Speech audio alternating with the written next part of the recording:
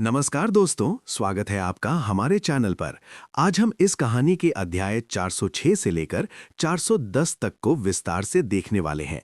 तो बिना समय गवाए चलिए शुरू करते हैं। अगर कोई इंसान पूरी दुनियाओं को ऐसे निगलने लगे जैसे वो बस रास्ते में पड़े टुकड़े हों, तो क्या वो अब भी इंसान रहता है? अध्याय 406, 3000 लोगों का भक्षण, परम सत्य दाव सम्मेलन का समाचार। लोगों के बीच के शून्य में यह अंतहीन अंधकार का स्थान था, जहां आकाश में परावर्तित होने वाले तारों का प्रकाश भी नहीं पहुंच पाता था। साधारण किसान यहां कदम रखते ही पल भर में मर जाएंगे। केवल पौराणिक प्राणी, जिनकी शक्ति पूरे आकाश में प्रतिबिंबित होती थी, ही इस शून्य को पार कर सकते थे। इस समय एक युवा साधक, जिसकी सूरत किसी चित्रकार की तरह सुंदर थी, एक लौकी के ऊपर खड़ा था और उसके हाथ में एक उड़ती हुई तलवार थी। तलवार प्रकाश की एक लकीर में बदल गई और सामने एक धुंधली आकृति की ओर वार किया। दरार उड़ती हुई तलवार उस छायादार आकृति से टकराई, जिसने मानो अपनी पूरी ताकत से संघर्ष किया। लेकिन वह तलवार की शक्ति का सामना नहीं कर सकी और थोड़े संघर्ष के बाद मर गई। एक मछली उस सुंदर आदमी के हाथ में गिर गई। बुरा नहीं है, एक खाली मछली। ये सुंदर पुरुष ऊपरी लोकों का एक पौराणिक साधक था और उसका अवतार अपनी छोटी बहन के साथ संसाधन एकत्र करने के लिए शून्य में चला गया था। वरिष्ठ भाई, आप अद्भुत हैं। मैं बहुत प्रभावित हूँ। कम वस्त्र पहने एक महिला साधिका ने प्रशंसा से भरी आवाज में कहा। उसकी आंखें तारों की तरह चमक रही थीं। वह सुंदर व्यक्ति प्रशंसा सुनकर प्रसन्न हुआ। उसने हाथ हिलाते हुए उदारतापूर्वक कहा, ये खोखली मछली तुम्हारे लिए है, छोटी बहन। शून्य मछली को पकड़े हुए युवती खुशी से झूम उठी। सच में, बड़े भाई, आप तो बहुत दयालु हैं। शिया दुनिया की सबसे खुश महिला होगी। शून्य में बहुत सी मूल्यवान चीजें हैं और शून्य की मछलियों से भी अधिक कीमती। बेशक, यहाँ भयानक जीव भी हैं। उनमें से एक को रक्त क्रिस्टल सार कहा जाता है और यह कई रूपों में पाया जाता है। सभी विशालकाय होते हैं। इसकी सबसे विशिष्ट विशेषता यह है कि इसका पूरा शरीर असली खून की तरह लाल रंग का होता है। माना जाता है कि ये रक्त क्रिस्टल सार तारों के प्रकाश से संघनित होते हैं। ये काफी मूल्यवान है क्योंकि ये हम जैसे पौराणिक प्राणियों के लिए परावर्तित प्रकाश को बढ़ा सकते हैं। उस आकर्षक व्यक्ति ने गर्व से कहा, कुछ समय पहले ही मैंने एक विशालकाय रक्त क्रिस्टल सार को मार गिराया था और इसमें काफी मेहनत लगी थी। ये सुनकर युवती की प्रशंसा और भी बढ़ गई। वाह बड़े भाई, आप तो कमाल के हैं। आप तो ब्लड क्रिस्टल एसेंस को भी हरा सकते हैं। उसकी चापलूसी से वह सुंदर व्यक्ति गर्व से फूला नहीं समाया। आगे उन घूमते हुए भंवरों को देखो, जिनसे हल्की रोशनी निकल रही है। वे निचले लोक के महाद्वीप हैं। उनसे दूर रहो, छोटी बहन, वे गंदे हैं। अगर वे तुम्हारे कीमती शरीर को दागदार कर दें, तो मुझे बहुत बुरा लगेगा, उस सुंदर व्यक्ति ने चेतावनी दी, फिर अचानक रुक गया, अपनी छोटी बहन को गुलाबी पोशाक में देखकर। रुको, छोटी बहन, क्या तुमने अभी अभी शून्य की मछली को पूरा निगल लिया? गुलाबी पोशाक वाली लड़की तुरंत रोने लगी। बड़े भाई, क्या आप कह रहे हैं कि शिया बहुत ज्यादा खाती है? नहीं, उस सुंदर व्यक्ति ने जल्दी से उसे आश्वस्त किया। बस बात यह है कि आपको एक साथ बहुत सारी खाली मछलियां नहीं खानी चाहिए। नहीं तो आपको गैस या पेशाब निकलने लगेगा। गैस पास करना, पादने को कहने का एक सभ्य तरीका था। पानी पास करना का मतलब था कि उसे पेशाब करने की जरूरत पड़ सकती है। बहुत अधिक मात्रा में शून्य मछली खाने से एक पौराणिक प्राणी भी अपने शरीर पर नियंत्रण खो सकता है। ये सुनकर युवती का चेहरा शर्म से लाल हो गया। पफ! शिया शर्म से मर जाएगी। मैं अब और नहीं जी सकती। वह नाटकीय ढंग से विलाप करने लगी। उसकी प्रतिक्रिया देखकर उस आकर्षक व्यक्ति ने तुरंत झुककर गहरी सांस ली।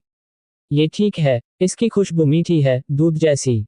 वह उसे दुखी देखकर बर्दाश्त नहीं कर सकता था। लेकिन तभी गुलाबी पोशाक वाली युवती अचानक जम गई। अरे नहीं, एक बड़ा रक्त क्रिस्टल सार!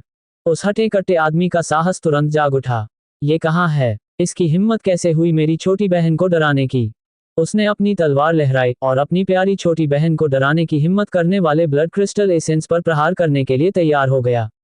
वहां युवती ने कांपते हाथ से इशारा किया, उसकी आवाज डर से कांप रही थी।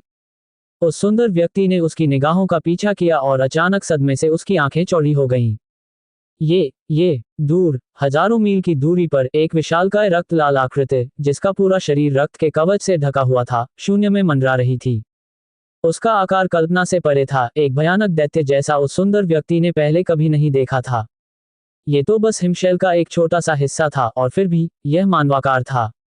एक विशालकाय मानवाकार आकृति, रक्त से लिपटा हुआ एक देवता जो इतना बड़ा था कि उसकी पूरी ऊंचाई देखना असंभव था। उस आकृति के रक्त कवच के कारण शून्य का पूरा क्षेत्र लाल रंग से रंग गया था। जैसे ही उस दैत्य ने एक कदम बढ़ाया, शून्य कांप उठा। जैसे ही उसने अपना हाथ हिलाया, अंतरिक्ष खंडित हो गया। वह सुंदर व्यक्ति भय से स्तब्ध रह गया। उसने कुछ चौंकाने वाली बात देखी जिससे उसके रोंगटे खड़े हो गए। ये वास्तव में, वह खौफनाक राक्षस को अपना विशाल मुंह खोलते हुए देखकर भयभीत हो गया। इसका लक्ष्य क्या है? एक दुनिया, एक संवर्धन की दुनिया। वह एक संवर्धन की दुनिया थी। हालांकि ये दूर प्रतीत होता था, उस रक्तमय देवता के सामने दुनिया एक उबले हुए बन से बड़ी नहीं थी। लेकिन यह वास्तव में साधना का संसार था। वह जिस जगह से आया था उससे छोटा भी नहीं था। भय से उसका पूरा शरीर कांप रहा था। शून्य में आकर एक दुष्ट देवता को एक दुनिया को निगलते हुए देखना। उस रक्तलाल दैत्य ने अपना मुंह चौड़ा खोला और पल भर में उसने पूरी दुनिया को निगल लिया। दुनिया में प्रतिरोध करने की कोई शक्ति नहीं थी, मानो वह रक्तरंजित देवता के लिए एकमात्र नाश्ता हो। गुलाबी पोशाक पहनी युवती का चेहरा एकदम पीला पड़ गया और वह डर के मारे अपने बड़े भाई की आस्तीन को कसकर पकड़ ली। उस सुंदर युवक ने झट से उसे गले लगा लिया। चिंता मत करो छोटी बहन, वह हमसे बहुत दूर है, हम सुरक्षित हैं। लेकिन तभी अचानक उनके कानों में गरजती हुई बिजली जैसी एक आवाज गूंजी। सुगंधित? बिल्कुल नहीं, वो तो बदबूदार पात थी। आप लोग सबके सामने खुद को शर्मिंदा कर रहे हैं। उस सुंदर व्यक्ति का चेहरा डर से पीला पड़ गया। कौन है वहां? युवती ने भी शर्मिंदगी और हैरानी से चारों ओर देखा, लेकिन उसे कोई नजर नहीं आया। मैं वही रक्त क्रिस्टल सार हूं जिसके बारे में आपने बात की थी। उस सुंदर व्यक्ति को अचानक ज्ञान की एक तीव्र लहर सी महसूस हुई। वह भयभीत होकर ऊपर देखने लगा। खून से लथपथ वह भयानक दानव, जिसने अभी अभी एक दुनिया को निगल लिया था, अब अपना सिर उसकी ओर घुमा रहा था। उसकी निगाहें झुंझलाहट से भरी हुई थीं। वह तुरंत घुटनों के बल बैठ गया। उसकी छोटी बहन भी खुद को रोक नहीं पाई। शायद उस खाली मछली की वजह से उसने वहीं पर पेशाब कर दिया। दूर स्थित खून जैसे लाल रंग की आकृति ने आह भरी। इस बार दूध तो नहीं है ना? उसके बाद उस विशालकाय जीव का रूप बदल गया और वह शून्य में तैरता हुआ दूर चला गया, मानो अपने अगले लक्ष्य की तलाश कर रहा हो। जहां तक उस सुंदर पुरुष और उसकी छोटी बहन की बात है, वे घोर भय से एक दूसरे से लिपट गए। सिसकना। इसी बीच शून्य में कहीं और, वह भयानक खूनी लाल दैत्य कोई और नहीं बल्कि क्यूई युआन था। महान आपदा से 3000 दुनियाओं के निर्देशांक प्राप्त करने के बाद उसने शून्य में यात्रा करना शुरू कर दिया था और महान आपदा के नियंत्रण में आने वाली दुनियाओं को निगल रहा था। अब तक वह 1000 से अधिक दुनियाओं को निगल चुका था। लगभग 2000 और होते तो वह उन सभी को खा जाता। शून्य में बहते हुए क्यूई युआन ने बुदबुदाते हुए कहा, मुझे अब भरा हुआ महसूस होने लगा है। मुझे उम्मीद है कि मैं दूध की डकार नहीं लूंगा। उन दोनों साधकों के बारे में सोचकर क्यूई युआन से हर उठा। अगले निर्देशांकों की ओर बढ़ते हुए उसने उन विचारों को मन से निकालने की कोशिश की। उस शून्य में उसका विशालकाय रूप समुद्र में तैरती हुई वेल की तरह गतिमान था, जो अपने रास्ते में आने वाली हर चीज को लगातार निगलती जा रही थी। शून्य में मौजूद छोटी छोटी चीजों के बारे में क्यूई युआन ने उन्हें नजरअंदाज कर दिया। वह ब्लड क्रिस्टल एसेंस की तलाश में था। मैंने कभी उम्मीद नहीं की थी कि इन 3000 दुनियाओं को खोजते हुए मुझे छोटी जिया के लिए इतने सारे स्नैक्स भी मिल जाएंगे। दरअसल शून्य में प्रवेश करने के बाद क्यूई युआन ने रक्त क्रिस्टल सारों की खोज की, जो बुद्धि या चेतना से रहित विचित्र प्राणी थे, जो सभी जीवित प्राणियों पर अंधाधुंध हमला करते थे। उनमें से एक की जांच करने पर उसे एहसास हुआ कि वे उन रक्त क्रिस्टलों से मिलते जुलते हैं जिनका आनंद वह और लिटिल जिया लेते थे, लेकिन ये उनसे भी बेहतर गुणवत्ता के थे। ब्लड क्रिस्टल एसेंस, आकाश में फैले तारों के प्रकाश से निर्मित एक विशेष रचना। ये वही जानकारी थी जो क्यूई युआन ने अपनी आंखों से देखी थी। अब उसके शरीर के अंदर रक्त क्रिस्टल सार के पहाड़ जमा हो गए थे। मुझे आश्चर्य है कि क्या ये सारे स्नैक्स खाने के बाद छोटी जिया में कोई बदलाव आएगा। जब से छोटी जिया आई थी, तब से वह उसके सभी कारनामों में उसके साथ रही थी।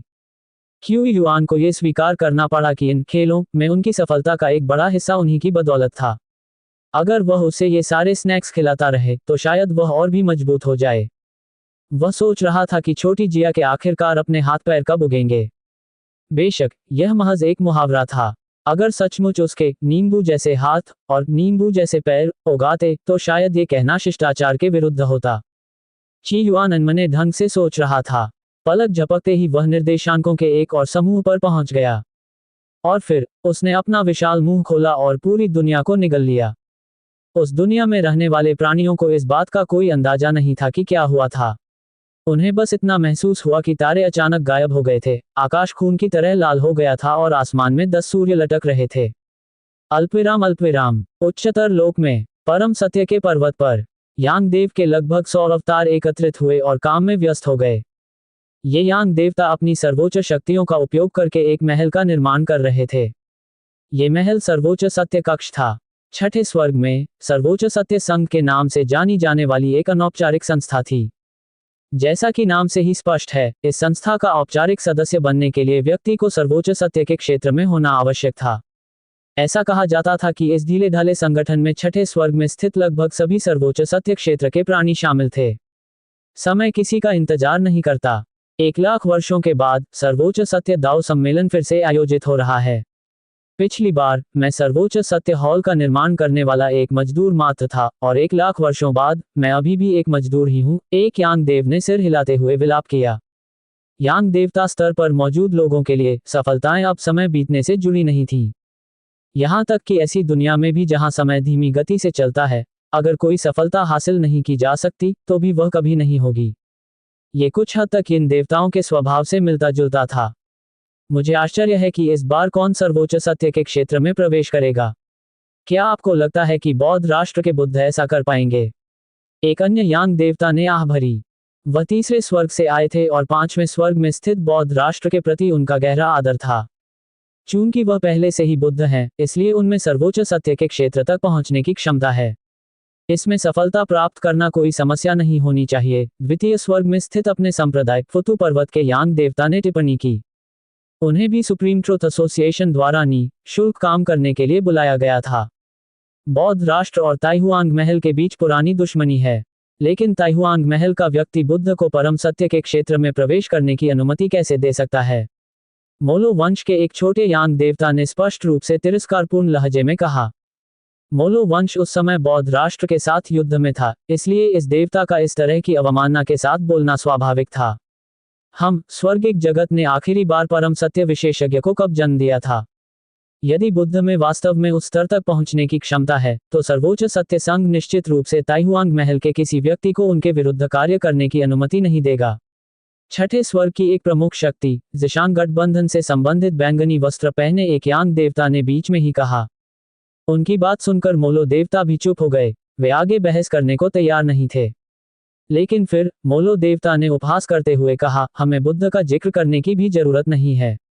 वह तथाकथित 10 सूर्यों का देवता एक तुच्छ मस्खरे से ज्यादा कुछ नहीं है। उसके नियंत्रण में मौजूद 10 सूर्य भले ही भयावह हों, लेकिन ये सोचना कि वह ताइहुआंग महल के सूर्य को चुनौती दे सकता है, हास्यास्पद है। अगर उसके पास सचमुच शक्ति होती, तो वह काय की तरह अंधेरे में क्यों छिपता? ताइहुआंग महल के एक व्यक्ति ने तो उन्हें दाव पर चर्चा के लिए महल में आमंत्रित करते हुए एक निमंत्रण भी भेजा था, लेकिन उन्होंने आने की हिम्मत नहीं की। मुझे शक है कि वह महज एक यांग देवता है जिसे किस्मत से एक संयोगवश मुलाकात का मौका मिला और फिर वह अहंकारी हो गया। मोलो वंश को ताइहुआंग महल का पालतू कुत्ता माना जाता था, इसलिए इस तरह की बयानबाजी सुनना आश्चर्यजनक नहीं था। 10 सूर्यों का देवता हम में से किसी को भी आसानी से मार सकता है। फुतु देवता ने पलटवार किए बिना नहीं रह सका। फुटू, मेरी तरफ से मत बोलो। अगर 10 सूर्यों के देवता ने मोलो कबीले के क्षेत्र में कदम रखने की हिम्मत की, तो हम ये सुनिश्चित करेंगे कि वह कभी वापस न जा सके। एक साधारण यांग देवता, जो सर्वोच्च सत्य के स्तर पर भी नहीं है, इतनी अक्खड़ होने की हिम्मत कैसे कर सकता है? मोलो देवता की आंखों में तिरस्कार की चमक थी। उसके पास आत्मविश्वास महसूस करने के अपने कारण थे। 10 सूर्यों के देवता वास्तव में बहुत शक्तिशाली थे, लेकिन उनकी सबसे बड़ी ताकत उनकी क्षमता में निहित थी। वह अभी तक परम सत्य के क्षेत्र तक भी नहीं पहुंचा था, हालांकि उसने 10 सूर्यों को संघनित कर लिया था और वह महान स्वर्ग चरण के शिखर के करीब पहुंच रहा था। फिलहाल दसियों हजार, शायद लाखों वर्षों के भीतर मोलो कबीले का उस पर वर्चस्व स्थापित हो गया था। यदि 10 सूर्यों के देवता मोलो क्षेत्र में प्रवेश करते, तो मोलो कबीले के सर्वोच्च सत्य विशेषज्ञ उन्हें मारने के लिए मिलकर काम करते। ताइहुआंग महल का अधिकारी ऐसे कृत्य के लिए मोलो वंश को अवश्य पुरस्कृत करेगा। तभी जिशांग गठबंधन के यांग देवता का चेहरा अचानक बदल गया। उन्होंने हैरानी भरे स्वर में कहा, अगर 10 सूर्य देवता तुम्हारे क्षेत्र में प्रवेश करते हैं, तो ये तुम्हारे कुल के लिए विनाशकारी साबित होगा। अगर वह आया तो उसे अहंकार की कीमत पता चल जाएगी। मोलो देवता ने ठंडे स्वर में गुर्राते हुए कहा। लेकिन जिशान गठबंधन के देवता ने अविश्वास से कांपती हुई आवाज में फिर से कहा, मुझे अभी अभी खबर मिली है, ताइहुआंग महल की महान आपदा नष्ट हो गई है और जिस दुनिया पर उसका नियंत्रण था वह निगल ली गई है। क्या? वहां उपस्थित यांग देव देवता अविश्वास से भर उठे। वे उस भीषण आपदा के बारे में ज्यादा कुछ नहीं जानते थे, लेकिन वे इतना जरूर जानते थे कि यह ताइहुआंग महल का सबसे कड़ाई से संरक्षित रहस्य था। महान आपदा को नष्ट करने और ताइहुआंग महल के नियंत्रण में आने वाली दुनिया को निगल जाने के लिए। ये तो सीधे मुंह पर तमाचा था। सबसे चौंकाने वाली बात यह है कि ताइहुआंग महल के शक्तिशाली यांग देवता लुओबू ने ऐसा होने दिया, उनकी एक महान आपदा का अंत हो गया और एक दुनिया नष्ट हो गई। क्या ये 10 सूर्यों के देवता का काम हो सकता है? हाँ, वह इतना साहसी है कि ताइहुआंग महल की अप्रस्तुतता का फायदा उठाकर हमला कर दिया, उनकी एक बड़ी आपदा को चुरा लिया और एक दुनिया को नष्ट कर दिया। मोलो देवता ने अविश्वास से कहा, एक ही दुनिया में आने वाली भीषण आपदा में शायद केवल एक यांग देवता जितनी ही शक्ति हो सकती है। किसी दुनिया को निगल जाना प्रभावशाली लग सकता है, लेकिन मोलो देवता ने सोचा कि यदि वह अपने दिव्य शरीर का विस्तार करे तो वह भी ऐसा कर सकता है। लेकिन जिशान गठबंधन के देवता ने बीच में ही बात काट दी। वे अभी भी सदमे में थे। ये सिर्फ एक दुनिया या एक महान आपदा नहीं थी। कितने? वे सभी, ताइहुआंग महल की सभी 3000 महाविपदाएं, सभी 3000 संसार निगल लिए गए। क्या? मोलो देवता की आंखें अविश्वास से चौड़ी हो गईं और अन्य यांग देवता भी उतने ही स्तब्ध रह गए। 3000 दुनियाएं पूरी तरह से निगल ली गईं। ये कैसे संभव है? उसके पास किस स्तर की शक्ति हो सकती है? और वह अभी तक परम सत्य के क्षेत्र तक क्यों नहीं पहुंचा है? यांग देव के सभी देवता अंदर तक हिल गए। वे एक दुनिया को नष्ट कर सकते हैं, शायद 3000 असुरक्षित दुनियाओं को भी। लेकिन ताइहुआंग महल के नियंत्रण में मौजूद 3000 महाविपदाओं को नष्ट करना और 3000 लोगों को निगल जाना, वहां मौजूद कोई भी व्यक्ति ऐसे कारनामे की कल्पना नहीं कर सकता था। एक ही महाविपदा की शक्ति यांग देवता के बराबर थी। फिर भी 3000 महाविपदाएं आ चुकी थीं और 3000 संसार नष्ट हो चुके थे। और फिर भी ताइहुआंग महल को कोई चेतावनी नहीं मिली और महल से किसी ने भी सहायता के लिए हस्तक्षेप नहीं किया। अविश्वसनीय। जिशान गठबंधन के देवता ने मुस्कुराते हुए मोलो देवता की ओर देखा, मानो वह इस पल का आनंद ले रहे हों। हे, अगर 10 सूर्यों के देवता तुम्हारे मोलो क्षेत्र में आ जाएं, तो तुम्हें क्या लगता है कि तुम्हारे कबीले के पास उन्हें निगलने के लिए कितने संसार बचे हैं? अल्पविराम अल्पविराम। पाताल लोक में अपने विशिष्ट रक्त लाल वस्त्र पहने हुए क्यूई युआन ने राहत की सांस लेते हुए लिटिल जिया की ठंडी आस्तीन को पकड़ रखा था। आखिरकार खत्म हो गया। अच्छा हुआ मैंने दूध की डकार नहीं ली। उन्होंने दूध शब्द पर अरुचि के साथ जोर दिया। उन्हें खुद अपने शब्द थोड़े घृणित लगे। छोटी जिया उसके बगल में खड़ी थी, उसका भावहीन चेहरा खामोशी से सब कुछ देख रहा था। अगर उसकी आंखें होती तो शायद उनमें क्यूई युआन की छवि ही बसी होती। चाहे कुछ भी हो जाए, जब भी क्यूई युआन को उसकी जरूरत होती थी, वह हमेशा उसके लिए मौजूद रहती थी। चलो खा लो, ये ब्लड क्रिस्टल एसेंस तो आम ब्लड क्रिस्टल से भी ज्यादा स्वादिष्ट होने चाहिए। ची युआन ने रक्त क्रिस्टल सार को लिटिल जिया की आस्तीन में रख दिया। उसकी आस्तीन ने खूबसूरती से ब्लड क्रिस्टल एसेंस को ढक रखा था और उसके शरीर से लटकी लकड़ी की पट्टिका पर एक सुखद भाव झलक रहा था। रक्त क्रिस्टल सार गायब हो गए। ची युआन ने उसे ध्यान से देखा और पाया कि उसका शरीर अब अधिक ठोस प्रतीत हो रहा था। लेकिन इसके अलावा कोई अन्य उल्लेखनीय बदलाव नहीं थे। इससे क्यूई युआन थोड़ा निराश हो गया। छोटी जिया की कमर पकड़कर उसने बड़ी चाहत से भरी आवाज में कहा, छोटी जिया, मैं तुम्हारी आवाज कब सुन पाऊंगा? अगर किसी की ताकत इतनी बढ़ जाए कि पूरा ब्रह्मांड भी उसके लिए छोटा लगे, तो आखिर उसकी मंजिल क्या होती है? अल्पविराम अल्पविराम अल्पविराम अल्पविराम अल्पविराम अल्पविराम अल्पविराम अल्पविराम अल्पविराम अल्पविराम अल्पविराम अल्पविराम अल्पविराम अल्पविराम। जब सबसे बड़ी लड़ाई सामने हो, तो असली ताकत सिर्फ शक्ति नहीं होती, बल्कि वो लोग होते हैं जो तुम्हारे साथ खड़े रहते हैं। अध्याय 407 उच्च लोक की तैयारी, तुरुप के पत्ते और परिवार। छोटी जिया को अपनी बाहों में लिए हुए क्यूई युआन ने उसे खुद ढेर सारे नाश्ते खिलाए। छोटी जिया की शादी की पोशाक और भी अधिक ठोस हो गई, लेकिन उसकी आभा में कोई बदलाव नहीं आया। ची युआन का मन जटिल विचारों से भरा हुआ था। छोटी जिया शाही शादी की पोशाक वाले परिवार से थी। वह पहले भी वेडिंग ड्रेस क्लैन के अन्य सदस्यों से मिल चुका था। वे सदस्य बोल सकते थे और यहाँ तक कि मानव रूप में परिवर्तित भी हो सकते थे। लेकिन छोटी जिया अलग थी, उसका अस्तित्व केवल शादी की पोशाक के रूप में ही था। यांग देवता की शक्ति होने के बावजूद भी क्यूई युआन छोटी जिया को नहीं बदल सका। यांग देवता की शक्ति पहले से ही अविश्वसनीय रूप से भयावह थी। हालांकि यह किसी पत्थर को चेतना प्रदान नहीं कर सकता था, लेकिन यह आसानी से किसी कीड़े या मछली की चेतना को जागृत कर सकता था। शायद ऊपरी लोक में कोई छोटी जिया को बोलना सिखा सकता है, क्यू युआन ने छोटी जिया को प्यार से नाश्ता खाते हुए देखते हुए सोचा। ऊपरी लोक में यांग देवता थे जो सर्वोच्च सत्य के स्तर तक पहुंच चुके थे, जो शायद छोटी जिया के साथ क्या हो रहा था उसे समझ सकते थे। लगभग आधे घंटे बाद लिटिल जिया ने ब्लड क्रिस्टल एसेंस को अवशोषित करना बंद कर दिया, जिससे पता चला कि उसका पेट भर गया था। चलो उस अजीबोगरीब भूमि को देखने चलते हैं और ऊपरी लोक के लिए तैयारी करते हैं। जब वह भीषण आपदा आई तो उसके बाद उत्पन्न अराजकता पाताल लोक के भीतर एक विचित्र भूमि में परिवर्तित हो गई। क्यू युआन इस विचित्र भूमि के बारे में जानने के लिए उत्सुक था, लेकिन जागने के बाद वह 3000 दुनियाओं को निगलने में व्यस्त था और उसे इसकी जांच करने का मौका ही नहीं मिला था।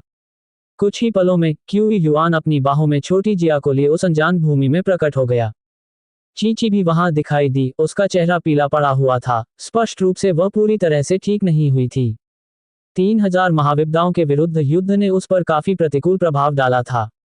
यद्यपि उसने और पाताल लोक के अन्य देवताओं ने कांगलान वर्ल्ड को संघर्ष के सबसे बुरे प्रभावों से बचाने के लिए कड़ी मेहनत की थी, फिर भी 3000 महान आपदाओं और 4000 यांग देवताओं के बीच युद्ध वायलेट मैंशन के अंदर हुआ और यह बहुत ही तीव्र था। अगर यह घटना वायलेट मैंशन के बाहर हुई होती तो नुकसान काफी कम होता। विपदाओं के पतन के बाद बचे हुए टुकड़ों से यह विचित्र भूमि बनी है। इसकी जांच करने पर मुझे पता चला कि यह भूमि कुछ हद तक अराजकता के समान है। यह एक प्रकार की ऊर्जा है। इस ऊर्जा का उपयोग पाताल लोक की गतिविधियों को चलाने के लिए किया जा सकता है, चीची ने ची युआन को समझाया। उसने उस अनजान देश में काफी समय बिताया था और उस पर शोध किया था। आखिरकार चूंकि उसके पालक पिता पाताल लोक का प्रबंधन करते थे, इसलिए उसे सामने आने वाले किसी भी नए क्षेत्र को समझना आवश्यक था। उपयोगी है? क्यू युआन ने शांत भाव से पूछा। हाँ, चीची ने उत्साह से सिर हिलाया। जब आपने कैंगलान दुनिया के चकनाचूर पहाड़ों और नदियों को पुनर्जीवित किया और मृतकों को वापस जीवित किया, तो ये सब यूं ही नहीं हुआ। इसमें पाताल लोक की बहुत सारी ऊर्जा खर्च हुई। उस ऊर्जा का अधिकांश हिस्सा पर्वत और नदी समाज की मुहर से, साथ ही नो रिटर्न सिटी और 9 प्लेट माउंटेन जैसे संसाधनों से आया। कुछ ऊर्जा तो आपसे भी मिली, लेकिन उस आपदा से बची हुई विचित्र भूमि ऊर्जा का एक असाधारण रूप से दुर्लभ स्रोत है, जो बहुत कुछ पुनर्जीवित करने में सक्षम है। बोलते हुए चीची ने अपना हाथ हिलाया और जमीन से मुट्ठी भर विचित्र ऊर्जा को पकड़ लिया। विपदाओं के विरुद्ध युद्ध में आपने 327 नवजात आत्माओं को खो दिया। यदि उन्हें पाताल लोक में स्वाभाविक रूप से ठीक होने के लिए छोड़ दिया जाए, तो इसमें हजारों साल लग सकते हैं, और पाताल लोक के पास उन सभी के ठीक होने के लिए पर्याप्त ऊर्जा नहीं है। लेकिन इस ऊर्जा के साथ स्थिति अलग है। यहाँ मौजूद ऊर्जा के मात्र 1/3 हिस्से से ही आपकी बिखरी हुई नवजात आत्माएं 1 वर्ष के भीतर ही पाताल लोक से बाहर आ सकती हैं। और यदि हम अधिक ऊर्जा का उपयोग करें तो वे पल भर में जागृत हो सकती हैं। चीची का चेहरा उत्साह से भरा हुआ था। वह इसका मतलब बिल्कुल समझती थी। यदि नश्वर हृदय लोक में ऐसा कोई पाताल लोक मौजूद होता, तो प्राचीन देवता नए देवताओं से क्यों डरते? वे मृत्यु या युद्ध से क्यों भयभीत होते?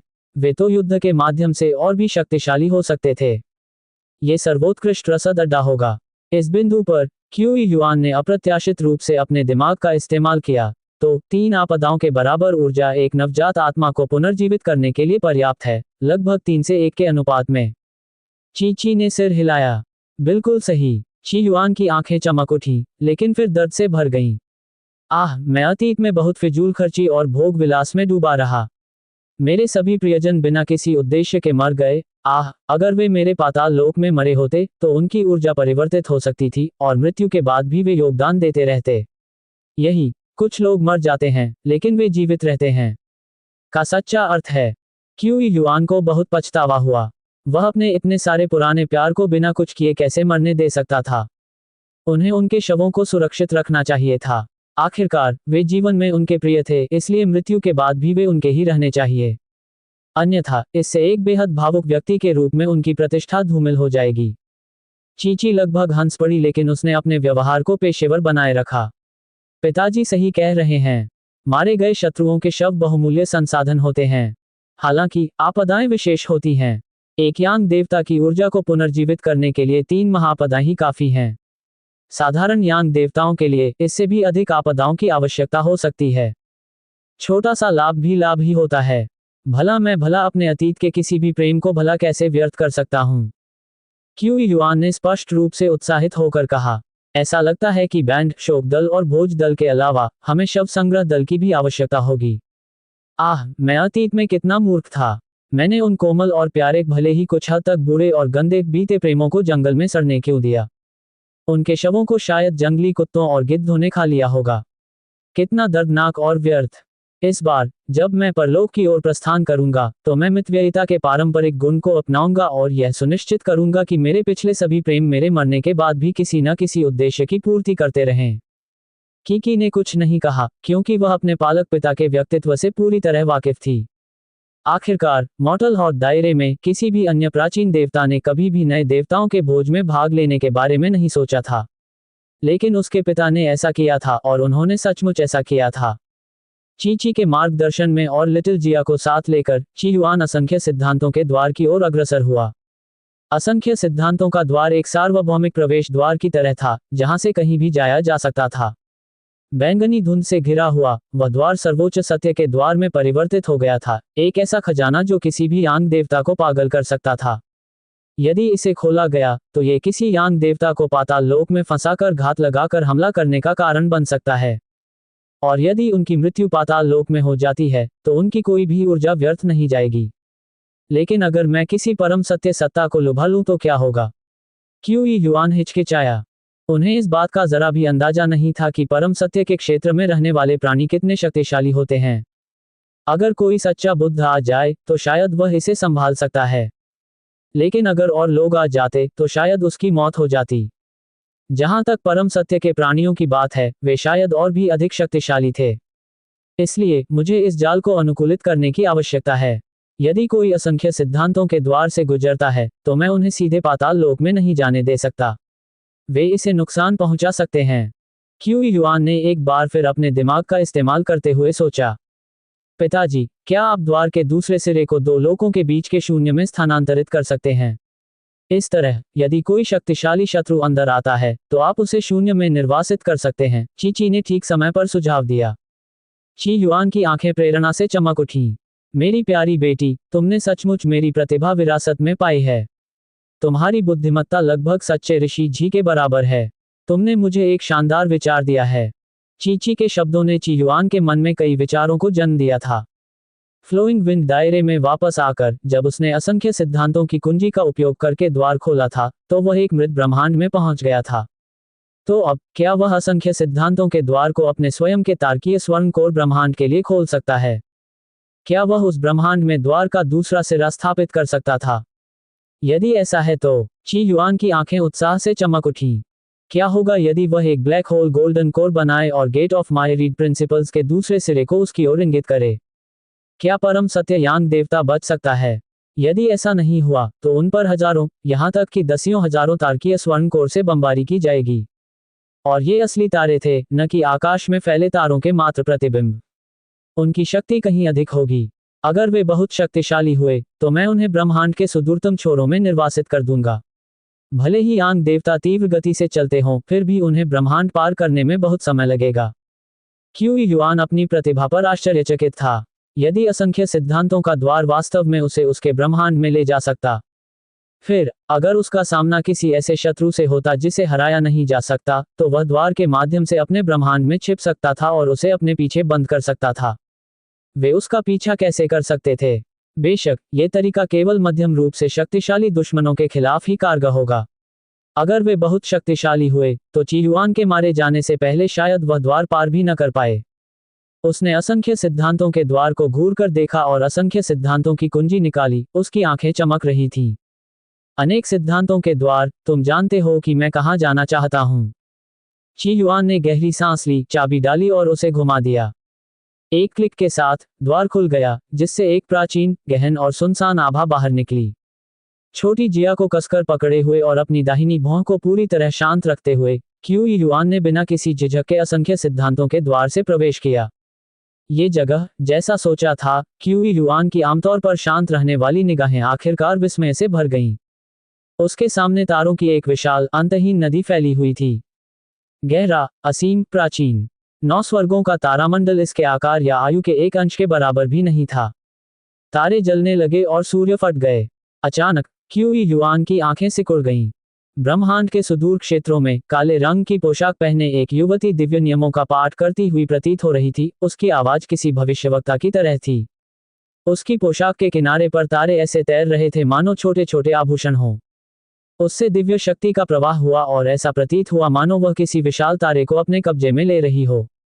उसका चेहरा पीला पड़ गया था, उसके सुंदर चेहरे पर पसीने की बूंदें थीं। उसने अपने होंठ दबाए और पूरी ताकत से खींचा।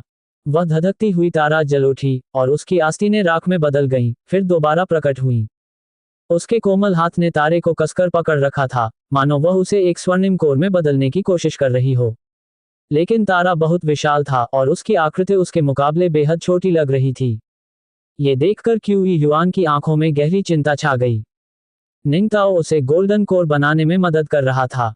इसे बनाने के उनके अपने प्रयास बहुत धीमे रहे थे। निंगताओ की मदद से इस प्रक्रिया को काफी तेज किया जा सकता है। निंगताओ, मुझे तुम्हारी मदद करने दो। उनके शब्दों के साथ ही क्यूई युआन का विशाल धर्म शरीर आगे बढ़ा। एक विशालकाय रक्तलाल आकृति प्रकट हुई और ब्रह्मांड के दूसरे छोर पर स्थित काली पोशाक वाली लड़की ने ऊपर देखा। उसकी आंखें अपार खुशी से चमक उठीं। पति, दूर से ही अपने आप को पंखा झल रही सुनहरी कैनरी चिड़िया के चेहरे पर भी खुशी की मुस्कान दिखाई दी। क्यूई युआन, निंगताओ के बगल में क्यूई युआन की आकृति प्रकट हुई। वह उसके साथ कंधे से कंधा मिलाकर खड़ी थी। वह विशाल तारा तीव्र ज्वालाओं के साथ जल रहा था। हालांकि उसमें चेतना नहीं थी, फिर भी उसका विशाल आकार ही प्रतिरोध का एक रूप था। ये तारा इतना विशाल था कि इसके सामने अधिकांश यान देवताओं के धर्म शरीर भी बौने लगते थे। यदि किसी छोटे यान देवता पर इसका प्रभाव पड़े तो संभवतः उनका धर्म शरीर विघटित हो जाएगा। इस समय ची युआन सूत्र का स्वर्णिम मूल अध्याय पूरी गति से कार्य करने लगा। ची युआन और निंगताओ के नियंत्रण में विशाल तारा घूमने और रूपांतरित होने लगा और अंततः एक एकल स्वर्णिम कोर में संघनित हो गया। वह विशाल धर्म शरीर उसी क्षण बिखर गया। दो कोमल शरीर ची युआन की बाहों में समा गए और उनके कोमल होंठ एक भावुक चुंबन में उसके होठों को ढूंढ निकालने लगे। आग की लपटें तेज थीं, लेकिन उनके दिलों में जल रही आग उससे भी कहीं अधिक तीव्र थी, और जो कपड़े जलकर राख हो गए थे वे दोबारा अपनी मूल स्थिति में नहीं आए। अपनी पिछली मुलाकातों में निंगताओ और सुनहरी कैनरी ने ज्यादातर अनुमानों और अवतारों के माध्यम से क्यूई युआन के साथ बातचीत की थी। लेकिन अब उनके असली शरीर अंततः क्यूई युआन के साथ फिर से मिल गए। जैसे ही वसंत ऋतु की भावनाएं निंगताओ की खूबसूरत आंखों में उमड़ आई, उसने क्यूई युआन को दूर धकेल दिया। पतिदेव, आपको अभी जाना होगा। सुनहरी कैनरी ने क्यूई युआन को देखा, उसकी आंखों में अनिच्छा भरी हुई थी। हम इस ब्रह्मांड में समय और स्थान आपसे ही जुड़े हुए हैं पतिदेव। तुम्हारी दुनिया में एक दिन यहाँ 100 साल के बराबर होता है, लेकिन आपकी उपस्थिति में यहाँ समय कैंगलान वर्ल्ड के समान गति से चलता है। यहाँ बिताया गया हर पल कीमती समय बर्बाद करता है और कम ही गोल्डन कोर बनेंगे। अगर आपको ताइहुआंग महल का सामना करना है तो आपको हर संभव लाभ की आवश्यकता होगी, निंगताओ ने गंभीरता से समझाया। शायद तारे की गर्मी इतनी तीव्र थी कि उसकी बर्फीली सफेद त्वचा लाल होने लगी। क्यूई युआन को दिल का दर्द महसूस हुआ। वह समझ गया था कि निंगताओ ताइहुआंग महल के खिलाफ बेहतर मौका पाने के लिए यथासंभव अधिक से अधिक स्टेलर गोल्डन कोर बनाने की कोशिश कर रहा था। निंगताओ ने असीम आकर्षण बिखेरते हुए मुस्कुराया। मैं समय को नियंत्रित करती हूँ पतिदेव।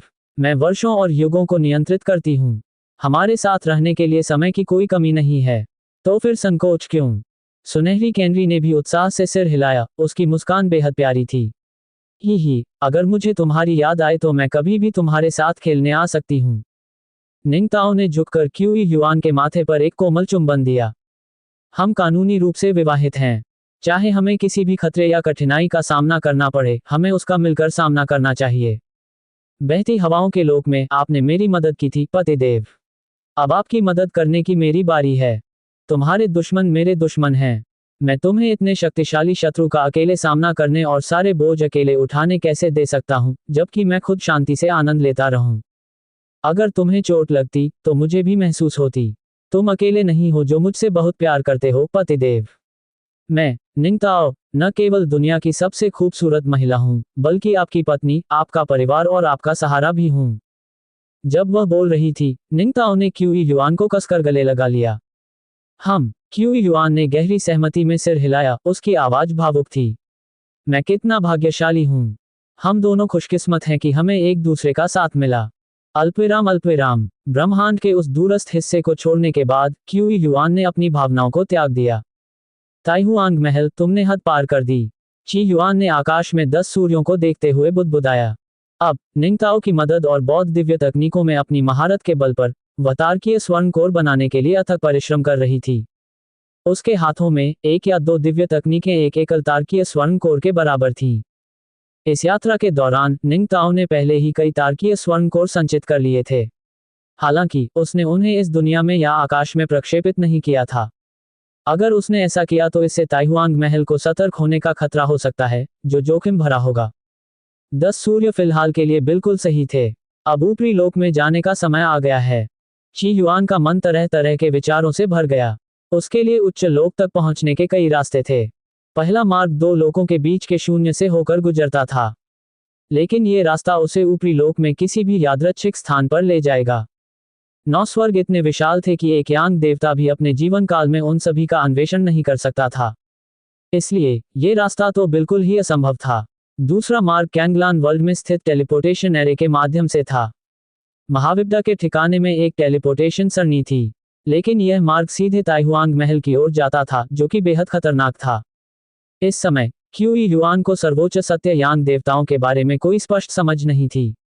वह, जो केवल पर्पल मैंशन का एक साधारण साधक था, अभी ताइहुआंग पैलेस के स्वामी का मुकाबला करने के योग्य नहीं था। तीसरा मार्ग मूनवॉच महाद्वीप पर स्थित टेलीपोर्टेशन एरे के माध्यम से था, लेकिन यह वर्तमान में चालू नहीं था। क्यूई जियानजुन मछली पकड़ने से लौट आया था और उसने क्यूई युआन को बताया कि अज्ञात कारणों से चंद्रदेव महल की ओर जाने वाला टेलीपोर्टेशन तंत्र बंद कर दिया गया है। ची युआन को इस बात का अंदाजा नहीं था कि इसका संबंध चंद्रदेव पूर्वज को कुछ समय पहले लगी चोटों से था। चौथा विकल्प बौद्ध बहुल देशों की यात्रा करना था, लेकिन ची युआन ने 5वें मार्ग को प्राथमिकता दी। इसमें मूनवॉच महाद्वीप से होते हुए निचले लोक में स्थित ब्लैक डेमन एबिस तक की यात्रा करना और फिर 5वें स्वर्ग में आरोहण करना शामिल था, जहां मोलो कबीला निवास करता था। छठे स्वर्ग में स्थित ब्लैक डेमन एबिस ताइहुआंग पैलेस से कम शक्तिशाली नहीं था। वहां की शक्ति संरचना जटिल थी और कुछ गुटों का मून गॉड पैलेस से विवाद था। मोलो वंश के 2 संरक्षक थे, एक था ब्लैक डेमन एबिस और दूसरा था ताइहुआंग पैलेस। हालांकि ब्लैक डेमन एबिस को अपने स्वाभिमान पर बहुत गर्व था और वह वंश को बहुत महत्व देता था, इसलिए मोलो कबीले द्वारा लगातार उनका पक्ष लेने की कोशिश के बावजूद उनका संबंध दूर का ही रहा। ब्लैक डेमन एबिस ने उन पर शायद ही कभी ध्यान दिया। परिणामस्वरूप मोलो वंश ने धीरे धीरे ताइहुआंग महल की ओर अपनी निष्ठा बदल दी और एक नए संरक्षक की तलाश करने लगा। मैं सबसे पहले मोलो कबीले से मिलने जाऊंगा। जिनली इस समय दानव रसातल में है और वहां उसके दुश्मनों में से एक मोलो कबीला है। दोस्तों, बताओ जरा, अगर सामने इतना बड़ा दुश्मन हो तो तुम सीधे लड़ने जाओगे या पहले पूरा प्लान बनाओगे? अध्याय 408 घृणा के प्रति क्यूई युआन की महान प्रतिक्रिया। स्वर्णिम कोर एक तारा है और आप इसे साधना कहते हैं। बहुत नींद में ब्रह्मांड के सुदूर छोर को छोड़कर और ऊपरी लोक तक पहुंचने के तरीके पर विचार करने के बाद क्यूई युआन की आकृति एक पल में प्रकट हुई और एक मंडप के ऊपर दिखाई दी। शायद इसका कारण यह था कि उसने 3000 दुनियाओं को निगल लिया था। उसने बहुत अधिक खा लिया था और अब जब उसका पेट भर गया था तो उसे उनींदापन महसूस होना स्वाभाविक था। पास ही में जियांग लिंगसू ने यह सुना, उसका सुंदर चेहरा थोड़ा लाल हो गया। उसकी छाती धीरे धीरे ऊपर नीचे हुई, जिससे उसका ध्यान उसकी ओर आकर्षित हुआ। ऐसा लग रहा था जैसे वह कुछ इशारा कर रही हो। बड़े भाई, अगर आपको नींद आ रही है तो क्यों ना आप थोड़ी देर यहीं आराम कर लें। ची युआन ने एक नजर डाली और उसे वह आखिरी पल याद आया जब वह उसकी कोमल और सुगंधित गर्माहट से घिरा हुआ था। वह सचमुच मुलायम जेड पत्थर का तकिया था। क्या वह इसका इस्तेमाल अपने पर्पल मैंशन कल्टीवेशन का परीक्षण करने के लिए कर रहा है? मैं इस गर्मजोशी भरे आलिंगन में मर नहीं सकता। मुझे ऊपरी लोक की ओर जाना होगा, क्यूई युआन ने धीरे से कहा। अपनी छोटी बहन से मिलने का उनका उद्देश्य उसे इसी बात की जानकारी देना था। 7 रंगों वाली चोटी पर स्थित शेनिगुआंग संप्रदाय में केवल वह और उसकी छोटी बहन ही बचे थे। अगर वह उसे बिना बताए चला जाता तो वह चिंतित हो जाती और यह ठीक नहीं था। जहां तक मूल ईश्वर साझाकरण संघ और दिव्य प्रस्फुटन के 4 दिव्य सम्राटों की बात है, तो उन्होंने उन्हें एक जेड पर्ची के माध्यम से सूचित किया था। हाँ, वह करीबी रिश्तों और औपचारिकता के बीच अंतर करना जानता था और शायद दोस्तों की तुलना में सुंदरता को प्राथमिकता देने की थोड़ी प्रवृत्ति भी रखता था। जियांग लिंगसू की आंखों में बसी खुशी पल भर में गायब हो गई और उसकी जगह थोड़ी सी झिझक दिखाई दी। लेकिन जल्द ही उसने आशा भरी निगाहों से ऊपर देखा और पूछा, बड़े भाई, गुरुजी उच्चलोक में हैं, है ना? क्या मैं आपके साथ गुरुजी को ढूंढने चल सकती हूँ? ची युआन इस पर विचार करने लगा। उसने पहले ही जियांग लिंगसू के साथ अपने गुरु के उच्च लोक में होने के बारे में अपने संदेह साझा किए थे, इसलिए यह आश्चर्य की बात नहीं थी कि वह जानती थी। कि युआन को चुप देखकर जियांग लिंगसू उसके पास सरक कर उसका हाथ पकड़ लिया और दयनीय स्वर में बोली, महाभाई, मैं कोई परेशानी नहीं खड़ी करूंगी। अगर मैंने ऐसा किया तो आप मुझे वापस अपने पर्पल मैंशन भेज दीजिए। दिखावा करना बंद करो। क्यू युआन ने थोड़ा अभिभूत होकर कहा। ये छोटी बहन अभिनय में बहुत ही अच्छी थी। क्या इसका मतलब है कि बड़े भाई सहमत हैं? जियांग लिंगसू ने पलकें झपकाईं, उसकी खूबसूरत आंखें खुशी से चमक उठीं और उसकी आवाज सामान्य हो गई। बिल्कुल, चलो चलते हैं। हम भाई बहन मिलकर अमरलोक की खोज करेंगे। क्यू युआन हमेशा से ही अपने एंजल इन्वेस्टर जियांग लिंगसू के प्रति उदार रहे थे। उनकी स्वीकृति पाकर जियांग लिंगसू मुस्कुरा उठी। फिर उन्होंने कुछ देर सोचा और पूछा, महाभाई, क्या मुझे बदसूरत का वेश धारण कर लेना चाहिए? अगर मैं इतनी स्वाभाविक रूप से सुंदर होकर अमरलोक में जाऊं, तो क्या होगा अगर कोई बदमाश मुझ पर मोहित हो जाए और आपके लिए मुसीबत खड़ी कर दे? छोटी बहन, तुम कुछ ज्यादा ही घमंडी हो रही हो, ची युआन ने स्नेह से भरे लहजे में सीधे सीधे जवाब दिया। अमर लोक के लोग सभ्य हैं। वो अमर महिलाएं तो पाद भी नहीं मारती। भला ऐसी असभ्य हरकत कैसे कर सकती हैं? जियांग लिंगसू ने सहमति में सिर हिलाया। ये बात समझ में आती है। मुझे इस बार सब कुछ रिकॉर्ड करने के लिए और अधिक स्मृति पत्थर लाने होंगे। वह उतनी ही उत्साहित थी जितनी कोई छोटी बच्ची यात्रा पर जाने से पहले होती है। जल्दी करो और सामान पैक करो। हमें जल्द ही निकलना होगा, क्यू युआन ने कहा और फिर पूछा, वैसे तुम्हारे पिताजी कहाँ हैं? क्या वे मुझसे झगड़ा करने की फिराक में हैं? अगर वह इसी तरह समस्याएं पैदा करता रहा, तो क्यू युआन ऊपरी लोक में भाग जाएगा, वहां तो शायद ज्यादा सुरक्षित होगा, है ना? वह, जियांग लिंगसू ने बुदबुदाते हुए कहा। हाल ही में, उसने गोद लिए हुए पोतों का एक समूह हासिल कर लिया है। हा, इसका मतलब यह है कि तुम मां बनने वाली हो, छोटी बहन। जियांग लिंगसू के मंडप को छोड़ने के बाद, क्यू युआन ने कैंगलांग क्षेत्र के अन्य स्थानों की यात्रा की और विभिन्न लोगों से मुलाकात की। सबसे पहले, वह संप्रदाय नेता कुमू से मिले, फिर कांग फुलू से। अब कुमू झेंजुन अपने चरम पर थे और दाशांग राजवंश की महान महारानी के साथ खुलेआम संबंध में थे। कांग फुलू अब भी पहले की तरह ही दिखावटी था, उसके सिर पर पूरे सफेद बाल थे। बाद में, क्यू युआन ने ब्लड गॉड एलायंस और ओरिजिनल गॉड शेयरिंग एसोसिएशन का दौरा किया, जहां उनकी मुलाकात ग्रेट विजडम ट्रू लॉर्ड से हुई। अंततः, उन्होंने कैंगलांग क्षेत्र के वातावरण को सुधारने के बारे में चर्चा करने के लिए बयू दाजुन और अन्य शीर्ष विशेषज्ञों से मुलाकात की।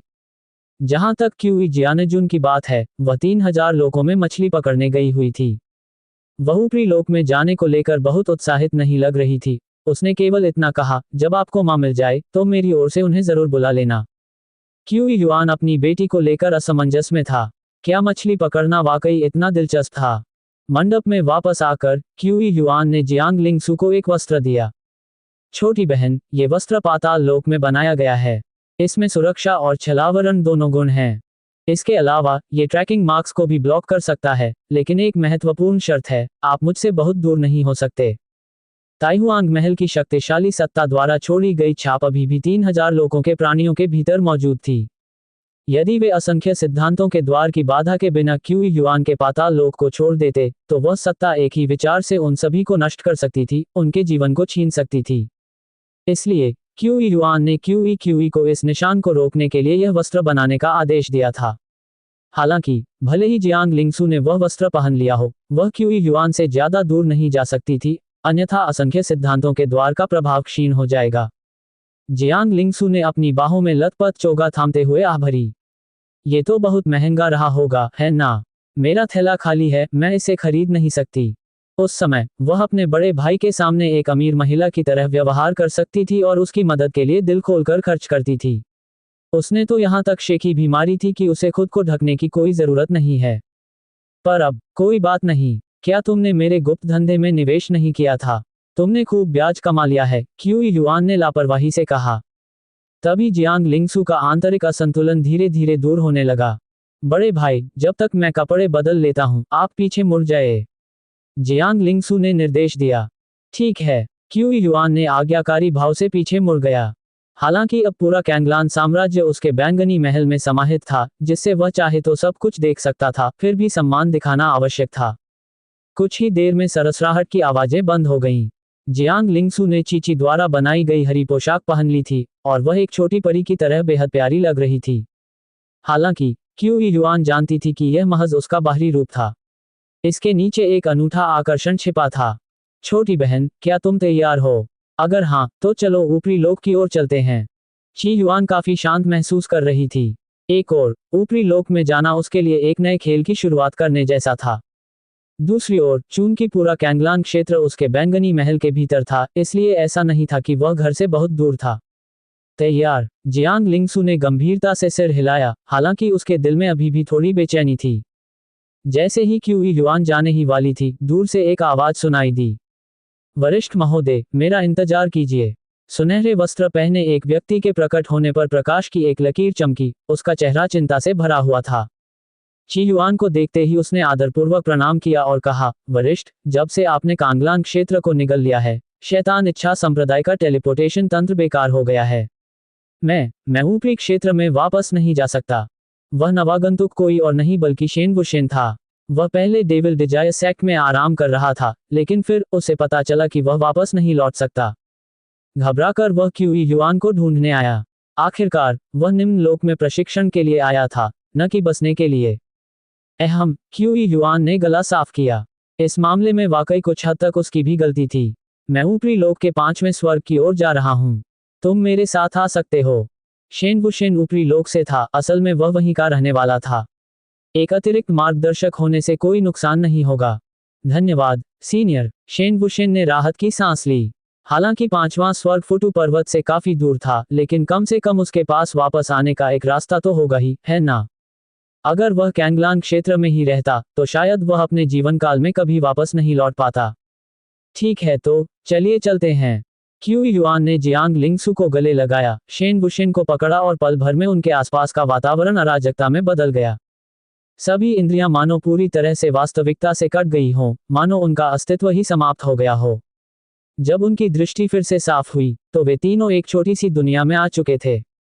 ये छोटी सी दुनिया वांग्युए महाद्वीप से जुड़ी हुई थी और इसकी टेलीपोर्टेशन प्रणाली सीधे ऊपरी क्षेत्र के 5वें स्वर्ग, मोलो कबीले के क्षेत्र तक जाती थी।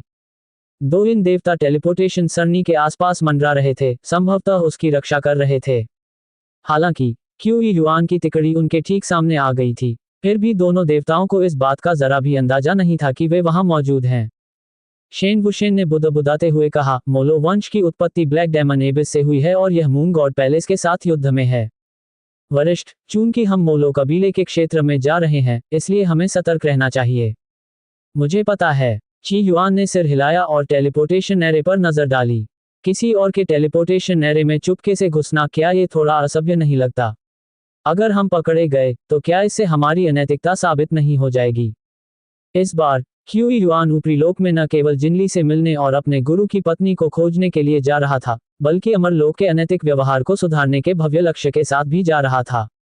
हालांकि सम्राट के मानकों के अनुसार अमरलोक के नैतिक मूल्य संभवतः काफी अच्छे थे, लेकिन फिर भी इतने विशाल क्षेत्र में कुछ बुरे लोग तो होंगे ही। शुद्धिकरण की गुंजाइश हमेशा से थी, लेकिन वह यहाँ था, चुपके से बिना पैसे दिए किसी और के टेलीपोर्टेशन एरे का इस्तेमाल करने वाला था। अगर यह बात फैल गई, तो क्या ये सामाजिक रूप से शर्मनाक नहीं होगा? शेन वुशेन एक पल के लिए हिचकिचाया। क्या हमें कुछ आत्मा पत्थर पीछे छोड़ देने चाहिए? मेरे पास इतने सारे स्पिरिट स्टोन नहीं हैं, क्यू युआन ने थोड़ी हिचकिचाहट के साथ कहा। इसी क्षण जियांग लिंगसू ने बीच में कहा, वरिष्ठ भाई, क्या मोलो कबीला हमारा शत्रु नहीं है? ची युआन की आंखें चमक उठीं। अपने दुश्मन के टेलीपोर्टेशन एरे पर कब्जा करना भरोसे का काम है, फिर भी वे हमसे शुल्क वसूलने की हिम्मत करते हैं। ये तो अविश्वास है। उनका ये घिनौना कृत्य है। बिना किसी झिझक के क्यू युआन की शक्तिशाली दिव्य आत्मा प्रवाहित हुई। छिपे हुए दो यिन देवता अब अनंत काल तक निष्क्रिय रहने के लिए तैयार थे। उनकी दिव्य आत्माएं नष्ट हो गईं। ची युआन ने हाथ बढ़ाकर उन्हें पकड़ लिया। हमें उनके अविश्वास का जवाब दया से देना चाहिए। भले ही उन्होंने मुझ पर भरोसा नहीं किया, फिर भी मैं उदारतापूर्वक उनके शवों को ग्रहण करूंगा। उसने लापरवाही से यिन देवता के दोनों शवों को अपने पाताल लोक में फेंक दिया। मांस का छोटा सा टुकड़ा भी बर्बाद नहीं होना चाहिए। शेन वुशेन अवाक रह गया। उसे इस बात का शुक्र था कि उसने क्यूई युआन के साथ इतने लंबे समय तक बातचीत की और अभी भी जीवित रहकर यह कहानी सुना सकता है। ठीक है, चलो आत्मविश्वास के साथ टेलीपोर्टेशन एरे पर कदम रखें और मोलो कबीले को अपना भरोसा दिखाएं। जैसे ही क्यूई युआन और जियांग लिंगसू ने टेलीपोर्टेशन एरे पर कदम रखा, क्यूई युआन ने उन्हें गले लगा लिया। शेन वुशेन ने भी तुरंत ऐसा ही किया। टेलीपोर्टेशन एरे धीरे धीरे सक्रिय हो गया। जब हम ऊपरी लोक में पहुंचे तो हमें तेजी से दौड़ना चाहिए। भले ही मुझे उन पर भरोसा है, लेकिन उन्हें मुझ पर भरोसा नहीं है, क्यूई युआन ने फुसफुसाते हुए निर्देश दिए।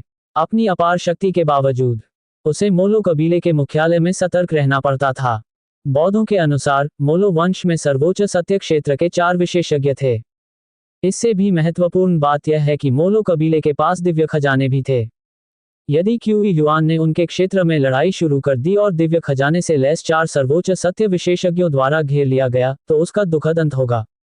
जैसे ही टेलीपोर्टेशन सरणी सक्रिय होने लगी, एक विशाल और प्रतीत होता है कि जबरदस्त शक्ति ने अपना प्रभाव फैला दिया। जियांग लिंगसू ने ची युआन को कसकर पकड़ लिया और उसके कोमल शरीर को उससे सटा लिया।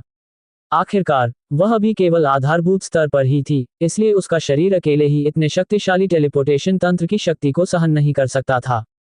शेन वुशेन फुटू पर्वत के एक सच्चे शिष्य के रूप में संप्रदाय द्वारा प्रदत्त सुरक्षात्मक खजाने से लैस थे, जिससे वह टेलीपोर्टेशन को सहन करने में सक्षम थे। लगभग 10 सांसों का समय बीतने के बाद दुनिया अचानक साफ हो गई। दौड़ना। क्यूई युआन ने जियांग लिंगसू और शेन वुशेन को पकड़ लिया और तुरंत बोल्ट लगा दिया।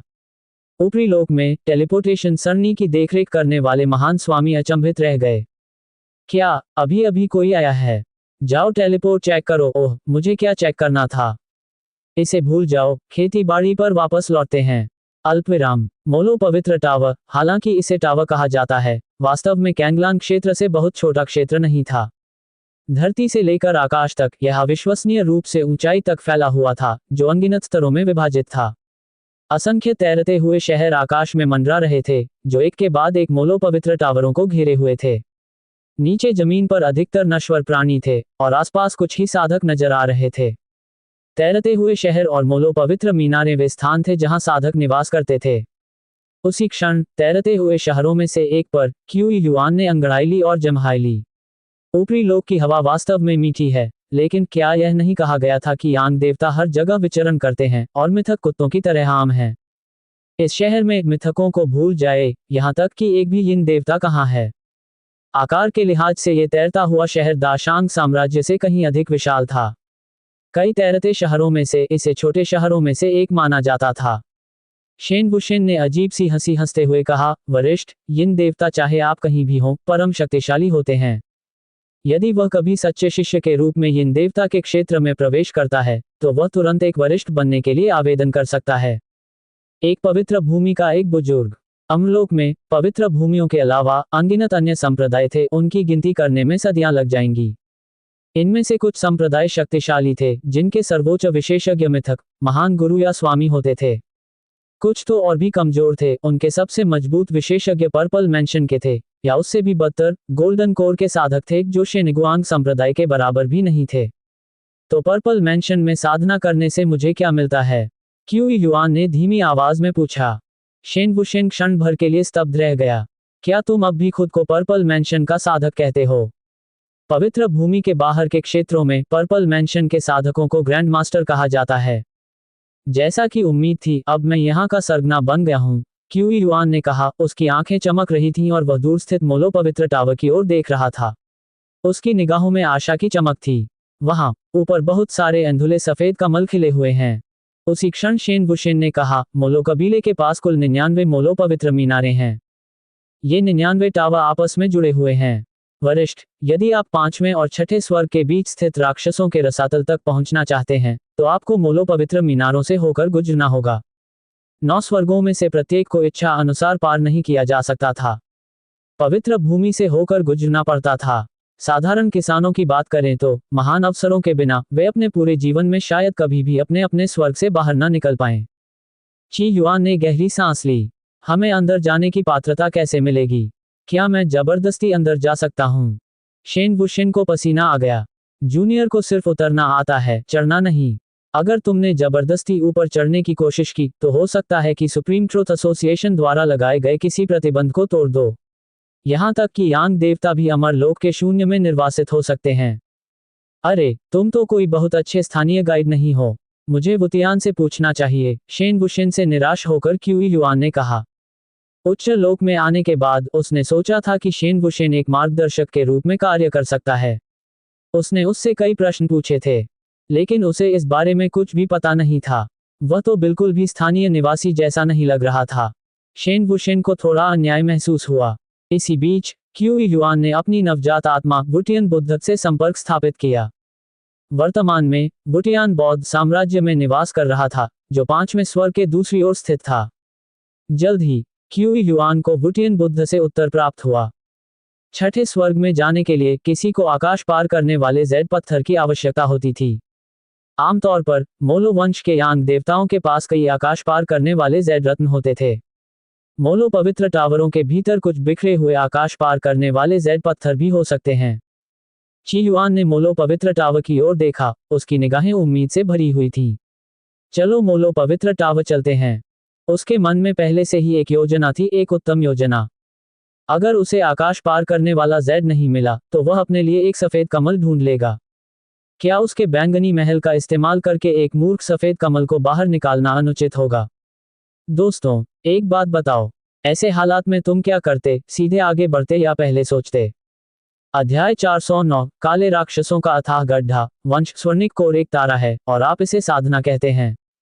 मोलो पवित्र टावर किसी ग्रामीण गांव की तुलना में एक हलचल भरे शहर जैसा था। आध्यात्मिक ऊर्जा के मामले में तैरते शहरों से कहीं अधिक श्रेष्ठ था।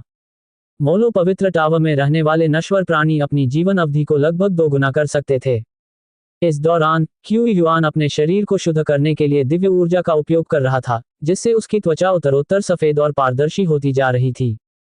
बेशक उसकी सफेदी निंगताओ की ठंडी पीली त्वचा से अलग थी, यह एक शुद्ध दोषरहित स्वच्छता की तरह थी। उसके बगल में खड़ी जियांग लिंगसु ईर्ष्या से भरी निगाहों से घूर रही थी। मैं भी यिन देवता बनना चाहती हूँ।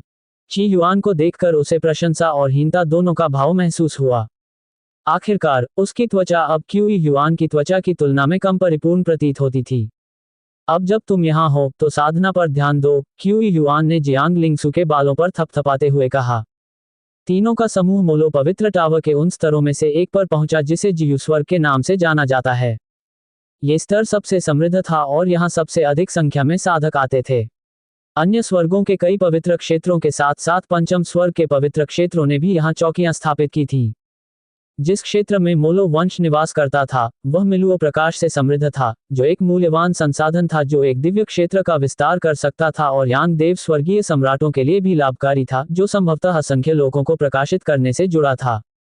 इस प्रकार कई शक्तिशाली ताकतों ने मोलो कबीले के क्षेत्र के भीतर चौकियां स्थापित की थीं ताकि लोगों को मिलुओ प्रकाश एकत्र करने के लिए नियुक्त किया जा सके। जैसे ही वे जियू स्वर्ग में विचरण कर रहे थे, शक्तिशाली आभाएं कभी कभी प्रकाश की धाराओं में चमकती हुई दिखाई देती थीं। भव्य शहर के बीचों बीच वे तीनों शांतिपूर्वक भीड़ के बीच से अपना रास्ता बनाते हुए आगे बढ़े। यह विशाल शहर जियू स्वर्ग का केंद्रीय केंद्र था, जहां विभिन्न स्वर्गों के सभी पवित्र क्षेत्रों की चौकियां स्थित थीं। फुटू पर्वत तो वाकई इसकी पहुंच से बाहर है, यहां तक कि इसकी कोई चौकी भी नहीं है, क्यूई युआन ने आह भरी। खांसी, फुटू पर्वत तो बस एक द्वितीय स्वर्ग की पवित्र भूमि है।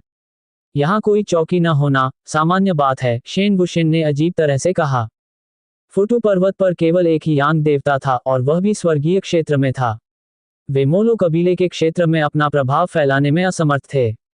लगता है इस बार मुझे किसी मजबूत गुट में शामिल होना पड़ेगा, क्यूई युआन ने मन ही मन सोचा। मोलो पवित्र टावर में बिना किसी उद्देश्य के घूमना बुद्धिमानी नहीं थी, इससे आसानी से लोगों का ध्यान आकर्षित हो सकता था। विशेषकर इसलिए क्योंकि वह जिन बड़ी कार्रवाइयों की योजना बना रहा था उनसे निश्चित रूप से यांग देवताओं का ध्यान आकर्षित होगा। किसी गुट में अतिथि बुजुर्ग के रूप में अनायास ही शामिल होने का मतलब न केवल मुफ्त आवास और भोजन था, बल्कि उनकी प्रतिभा और प्रयासों से किसी धनी परम सत्य की स्वामिनी का ध्यान भी आकर्षित हो सकता था। ये तो वाकई आनंददायक होगा। इसके अलावा किसी गुट का हिस्सा होने से जियांग लिंगसु और शेन वुशेन में समझौता करना आसान हो जाएगा। इस समय क्यूई युआन एक मंडप के ऊपर खड़ा था और दूर की एक दीवार को देख रहा था जिस पर असंख्य नौकरी के विज्ञापन चिपके हुए थे और नीचे कई साधक उन्हें पढ़ने के लिए एकत्र हुए थे। जुवान युन पर्वत 3 यिन देव अतिथि बुजुर्गों की भर्ती कर रहा है। महान सम्राटों को प्राथमिकता दी जाएगी। वेतन पर बातचीत की जा सकती है। साथ ही कई पर्पल मेंशन साधकों की भी भर्ती की जा रही है। 10 साल का वेतन एक दिव्य जेड के बराबर है। युक्सियन गेट पर्पल मेंशन के उपासकों की भर्ती कर रहा है। ताइहुआंग महल उपासकों की भर्ती कर रहा है। साधना की आवश्यकता, पौराणिक क्षेत्र। Black demon abyss. Qi Yuan की नज़र ताइहुआंग महल के भर्ती नोटिस पर पड़ी, लेकिन उसने तुरंत उस विचार को खारिज कर दिया। फिलहाल ताइहुआंग महल के विज्ञापन से दूर रहना ही बेहतर था। इस मोलो पवित्र टॉवर में छठे स्वर्ग के 4 पवित्र क्षेत्रों की चौकियां हैं। बाकी मुख्य रूप से 5वें स्वर्ग से हैं। जहां तक चौथे स्वर्ग और उससे नीचे के क्षेत्रों की बात है, वे और भी दुर्लभ हैं। शेन वुशेन ने अपने ज्ञान को पुनः स्थापित करने का प्रयास करते हुए कहा। पहले उसे अमर लोक का सच्चा निवासी न मानकर खारिज कर दिया गया था, लेकिन अब वह उन लोगों से अपनी परिचितता साबित करना चाहता था। उन्हें अब भी छठे स्वर्ग में मौजूद प्रसिद्ध प्रमुख शक्तियों के बारे में जानकारी थी। ब्लैक डेमन एबिस के बारे में आपकी क्या राय है? क्यू युआन ने अनायास ही पूछा। शेन वुशेन का चेहरा गंभीर हो गया और उन्होंने जवाब दिया, छठे स्वर्ग में प्रत्येक शीर्ष पवित्र भूमि की अपनी अनूठी विशेषताएं हैं। ब्लैक डेमन एबिस इसलिए अद्वितीय है क्योंकि उनके पास सुप्रीम ट्रुथ क्षेत्र में कई यांग गॉड सेलेस्टियल सॉवरेन हैं। ठीक संख्या कितनी है, यह इस जूनियर को नहीं पता। लेकिन इसी कारण से ब्लैक डेमन एबिस के भीतर के गुट बेहद जटिल हैं, जिनमें कई प्रतिद्वंद्वी समूह शामिल हैं। फिर भी ब्लैक डेमन एबिस छठे स्वर्ग की 10 प्रमुख शक्तियों में से एक बनी हुई है। इतने सारे सफेद कमल। क्यू युआन की आंखें चमक उठी, हालांकि उसने जल्दी ही खुद को शांत कर लिया। वह उनसे अभी तक मिले भी नहीं थे। उन्हें सफेद कमल की तरह मानना अभी जल्दबाजी होगी, वरना इससे उनके संग्रह का मूल्य कम हो जाएगा। तभी सुसज धज कर एक साधक उनके पास आया। उसकी आंखों में थोड़ी सी अकड़ झलक रही थी। तुम जरूर निचले लोक से आए होगे। ब्लैक डेमन एबिस में अतिथि गुरु बनना इतना आसान नहीं है। उस साधक का नाम जी बुपिंग था, जो पंचम लोक से आया था। उसे निचले लोकों के साधकों पर श्रेष्ठता का भाव था। इसलिए क्यू युआन से बात करते समय उन्होंने निचले स्वर्ग शब्दों पर जोर दिया। वाह, मेरी नज़र तो कमाल की है, साथी दाववादी। मैं गलती से दूसरे स्वर्ग के एक गुप्त क्षेत्र में प्रवेश कर गया और यहां आ पहुंचा। मेरे पास घर लौटने के लिए पर्याप्त दिव्य जेड भी नहीं है, इसलिए मैं यात्रा खर्च के लिए नौकरी ढूंढ रहा हूं। क्या आप मुझे बता सकते हैं कि ब्लैक डेमन एबिस में अतिथि बुजुर्ग के रूप में शामिल होना इतना मुश्किल क्यों है? ची युआन ने फुतू पर्वत के एक बुजुर्ग का रूप धारण करते हुए उत्तर दिया। ब्लैक डेमन एबिस एक बेहद ही अलग थलग पवित्र भूमि है और वे वंश को बहुत महत्व देते हैं। जी बुपिंग ने अपने बाल पीछे करते हुए अपने कान के पास एक काले निशान को दिखाते हुए समझाया। देखो, यह मेरा वंश इतना मजबूत है कि ब्लैक डेमन एबिस में मैं कम से कम एक प्रबंधक तो बन सकता हूँ। दुर्भाग्य से स्काई पासिंग जेड के बिना मैं छठे स्वर तक नहीं पहुंच सकता। जी बुपिंग ब्लैक डेमन एबिस जाने के लिए तरस रहा था। उसे विश्वास था कि उसकी वंश परंपरा के कारण वह वहां निश्चित रूप से विलासितापूर्ण जीवन व्यतीत करेगा। मेरे पास भी स्काई पासिंग जेड नहीं है, क्यू युआन ने आह भरी। जी बुपिंग अब भी खुद पर गर्व करते हुए आगे बोला, ब्लैक डेमन एबिस का वंश छठे स्वर्ग में सबसे कीमती वंशों में से एक है। वंश को ग्रेड 1 से 9 तक रैंक किया जाता है, जिसमें ग्रेड 1 उच्चतम और ग्रेड 9 निम्नतम होता है। मेरी वंशावली चौथी श्रेणी की है, जो उच्च श्रेणी की वंशावली से बस थोड़ी ही कम है, लेकिन दुर्भाग्य से मेरी मां की वंशावली उतनी मजबूत नहीं थी। जी बुपिंग ने की युआन की ओर देखते हुए आह भरी। ब्लैक डेमन एबिस की वंश परंपरा के बिना तुम वहां अतिथि एल्डर नहीं बन सकते। हालांकि उनके शब्द सहानुभूतिपूर्ण थे, लेकिन उनमें श्रेष्ठता की झलक भी थी। तभी एक चंचल आवाज सुनाई दी, कौन कहता है कि वह ब्लैक डेमन एबिस में शामिल नहीं हो सकता? एक लंबी बैंगनी पोशाक पहने एक महिला प्रकट हुई। उसका शरीर सुडौल था, लेकिन सबसे खास बात उसके सिर पर मौजूद 2 सींग थे, जो बैल दानव राजा के सींगों से मिलते जुलते थे और अविनाशी प्रतीत होते थे। वह क्यू युआन को घूर रही थी, उसकी आंखों में जिज्ञासा की चमक थी। जी बुपिंग उसे देखकर स्पष्ट रूप से स्तब्ध रह गया। उसकी पहचान या शक्ति का अंदाजा न लगा पाने के कारण वह भय से भर गया। इस सुंदर दाववादी, क्या मैं आपका संपर्क विवरण प्राप्त कर सकती हूँ? बैंगनी वस्त्रधारी महिला ने चंचल लहजे में पूछा। क्यू युआन आश्चर्य से पलकें झपकाने लगा। क्या उनसे उनका वीचैट मांगा जा रहा था? बेशक, सुंदर दिखने के साथ साथ कुछ समस्याएं भी आती हैं। मैं आमतौर पर पहली मुलाकात में अपनी संपर्क जानकारी नहीं देता, क्यू युआन ने संयमित और पारंपरिक रुख अपनाते हुए कहा। मुझे ये दे दो और मैं तुम्हें ब्लैक डेमन एबिस का अतिथि बुजुर्ग बनने में मदद करूंगी। महिला की आंखों में शरारत भरी चमक थी। ची युआन की नाक नहीं हिली, जिसका मतलब था कि महिला सच कह रही थी। बहन बुल्होन, ये रहा मेरा संपर्क नंबर। आप मेरा नाम ब्लड रोग के रूप में सेव कर सकती हैं। क्यू युआन ने पल भर में अपना रुख बदलते हुए जवाब दिया। उसके बगल में जी बूपिंग के चेहरे पर कई रंगों के भाव उभर आए। जाहिर तौर पर उसे बैंगनी वस्त्र पहने महिला के दावे पर विश्वास नहीं हो रहा था। आखिरकार ब्लैक डेमन एबिस में वंशों का बहुत महत्व था। मिलुओलाइट एकत्र करने के लिए अतिथि बुजुर्गों की भर्ती करते समय भी उन्हें उपयुक्त वंश वाले लोगों की आवश्यकता होती थी। महिला की भौहें थोड़ी सी फड़क उठी। मुझे ये नाम पसंद है, इसमें एक अलग ही जोश है। वह सिस्टर बुल्होन कहे जाने का जिक्र कर रही थी। ये रहा मेरा टोकन, इसे ब्लैक डेमन एबिस में ले जाओ और तुम्हें सीधे अतिथि बुजुर्ग के रूप में स्वीकार कर लिया जाएगा, महिला ने एक जेड टोकन देते हुए कहा। इसे देखकर जी बूपिंग का चेहरा पीला पड़ गया और उसका शरीर सहज रूप से समर्पण भाव से झुक गया। वह टोकन काले रंग का था। ब्लैक डेमन एबिस में काला रंग दुर्लभता और महत्व का प्रतीक था। केवल प्रमुख सदस्यों के पास ही काले जेड के टोकन होते थे। धन्यवाद सिस्टर बुल्होन, क्यू युआन ने खुशी से कहा। इसमें कोई आश्चर्य नहीं कि लोग कहते थे कि केवल सुंदरता ही विनाशकारी हो सकती है, लेकिन जब इसे अन्य गुणों के साथ जोड़ा जाता है तो यह एक हथियार बन जाती है। महिला की निगाहें जियांग लिंगसू पर टिक गईं और उसने उसे ऊपर से नीचे तक देखा। क्या ये तुम्हारी रखेल है? उसकी निगाहें किसी टीवी शो के खलनायक जैसी थीं, जो मुख्य अभिनेत्री को तिरस्कार भरी नजरों से देखती हुई मुख्य अभिनेता को नीचा दिखाती थी। जियांग लिंगसू ने क्यू युआन का हाथ पकड़ रखा था, लेकिन अब वह इस महिला की पैनी नजरों के नीचे असहज महसूस कर रही थी। विशेषकर रखेल शब्द सुनने के बाद वह क्रोधित होने के साथ साथ थोड़ी घबरा भी गई थी। क्या लोग मेरे बारे में वाकई यही सोचते हैं? अहम नहीं, वह नहीं है, क्यू युआन ने तुरंत स्पष्ट किया। अच्छा, उसकी बड़ी बड़ी खूबियों के अलावा उसमें कोई खास गुण नहीं है, महिला ने सीधे सीधे कहा। जियांग लिंगसू का चेहरा तुरंत लाल हो गया, लेकिन वह जानती थी कि यह ऊपरी लोक है, इसलिए वह उग्र होकर क्यू युआन के लिए मुसीबत खड़ी नहीं कर सकती थी। मैं इसे बर्दाश्त कर लूंगा, मैं सहन कर लूंगा। लिंगसू एक अच्छी इंसान है, क्यू युआन ने नरमी से कहा। यह सुनकर जियांग लिंगसू का गुस्सा आधे से भी ज्यादा कम हो गया। क्या तुम मेरी छोटी रखेल बनने में रुचि रखोगे? बैंगनी वस्त्रधारी महिला ने क्यू युआन से पूछा। उसके शब्दों ने सभी को चौंका दिया। अहम, माफ कीजिए, आप मेरे टाइप के नहीं हैं, क्यू युआन ने तुरंत मना कर दिया। महिला ने क्यू युआन की ओर शरारती मुस्कान के साथ कहा, वाह, एक दिन तुम मेरी शक्ति और आकर्षण को समझ जाओगे। वह एक दबंग सीईओ की तरह बोलती थी। एक शरारती मुस्कान के साथ वह प्रकाश की एक लकीर में बदल गई और गायब हो गई। युवक स्वामी, क्या उस पुरुष साधक में कुछ खास बात थी? जिज्ञासा से भरी एक आवाज महिला के कान में गूंजी।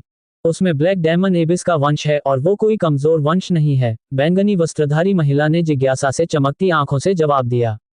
उसने अपना हाथ ऊपर उठाया, जिससे एक निशान दिखाई दिया। डेमोनिक हेवन सील प्रतिक्रिया कर रही है। वो एक बेहतरीन रखेल बनेगा। क्या उसका वंश इतना श्रेष्ठ है? महिला का रक्षक चौंक गया। इतने शुद्ध वंश का व्यक्ति ब्लैक डेमन एबिस से कैसे बच निकला? वह किस शाखा से संबंधित है? रक्षक विस्मय में था। ऊपरी लोक में ब्लैक डेमन एबिस वंशों को लेकर इतना कट्टर था कि यह जुनून की हद तक पहुंच गया था। जब बच्चे अत्यंत दुर्लभ वंश के साथ पैदा होते थे तो उनके परिवारों की प्रतिष्ठा तुरंत बढ़ जाती थी। कुछ मामलों में साधारण नवजात आत्माओं को भी ब्लैक डेमन एबिस में मिथकों की तरह माना जाता था। एक बार जब वे यिन देवता के स्तर तक पहुंच जाते थे तो उन्हें यांग देवता स्वर्गीय संप्रभु स्तर का सम्मान दिया जाता था। ये बहुत डरावना था। इसी कारण से ब्लैक डेमन एबिस की मूल वंश परंपराएं शायद ही कभी बाहर लीक होती थीं। बैंगनी वस्त्र धारण की हुई महिला की आंखों में जिज्ञासा की चमक दिखाई दी।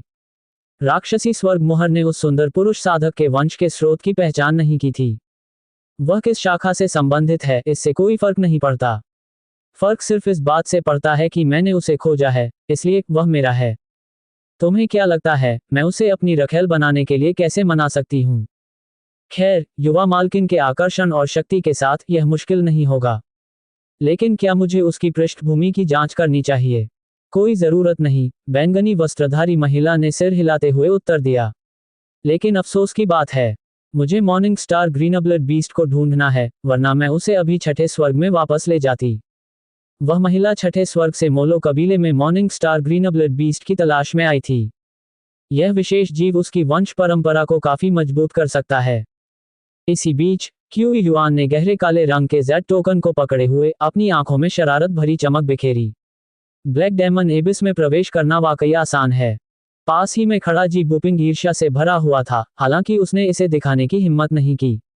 वह ब्लैक डेमन एबिस के किसी व्यक्ति को नाराज नहीं करना चाहता था। वह हमेशा से ब्लैक डेमन एबिस की प्रशंसा और सम्मान करता आया था, यहां तक कि उसके सबसे निचले सदस्य भी उससे श्रेष्ठ थे। बधाई हो, साथी दाववादी, जी बुपिंग ने चिढ़कर कहा और फिर नजरों से ओझल हो गया। जियांग लिंगसू ने हताशा में अपनी मुट्ठियां भींच लीं और आह भरी। बड़े भाई, आप सही थे, मैं आत्ममुग्ध हो रही थी। ऐसा नहीं है कि अमरलोक का कोई बिगड़ा हुआ अमीर दूसरी पीढ़ी का बच्चा मुझ पर मोहित हो जाएगा और तुम्हें परेशानी में डाल देगा। लेकिन अब एक अमीर दूसरी पीढ़ी का व्यक्ति तुम्हारा पीछा कर रहा है, जिससे मुझे परेशानी हो रही है। क्या तिरस्कृत किए जाने का एहसास ऐसा ही होता है?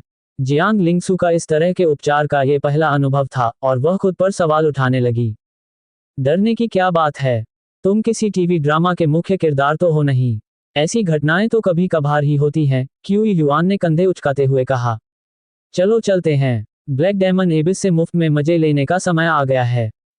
बिल्कुल नहीं, इस बार मैं साधना पर ध्यान केंद्रित करूंगी और यिन देवी बनने का प्रयास करूंगी, जियांग लिंगसू ने दृढ़ निश्चय के साथ कहा, हालांकि उनका चेहरा तुरंत उदास हो गया। उफ, लेकिन मेरी प्रतिभा तो बहुत ही खराब है। यिन देवी बनना बहुत मुश्किल है। अल्पविराम। बैंगनी वस्त्रधारी महिला के जेड टोकन के साथ क्यू युआन का अतिथि बुजुर्ग के रूप में ब्लैक डेमन एबिस चौकी में प्रवेश सहज और निर्बाध था। यहां तक कि उसकी पृष्ठभूमि की जांच को भी नजरअंदाज कर दिया गया, जिससे उसे अपनी महान विस्मृति मंत्र का उपयोग करके झूठ बोलने की जरूरत नहीं पड़ी। चौकी पर रहते हुए क्यू युआन की मुलाकात फिर से जी बुपिंग से हुई। जी बुपिंग असहज लग रही थी और उसमें थोड़ी ईर्ष्या भी झलक रही थी। अपने चौथे दर्जे के वंश के कारण जी बुपिंग एक गहन स्तर के अतिथि बुजुर्ग बन गए थे। हालांकि जेड टोकन के कारण क्यू युआन अब पृथ्वी स्तरीय अतिथि बुजुर्ग बन गए थे, जो जी बुपिंग से एक रैंक ऊपर थे। इससे जी बुपिंग काफी असहज हो गई, लेकिन क्यू युआन ने इस पर कोई ध्यान नहीं दिया। उस समय उसने जियांग लिंगसू की ओर देखा और अचानक उसके मन में एक विचार आया। क्या विचार है? क्या मुझे नकली टैटू बनवाकर ये दिखावा करना चाहिए कि मैं उच्च कोटि के वंश का हूं? ची युआन ने गौर किया था कि ब्लैक डेमन एबिस के सभी साधकों के शरीर पर किसी न किसी प्रकार का चिन्ह होता है, जो उनके वंश का प्रतीक होता है।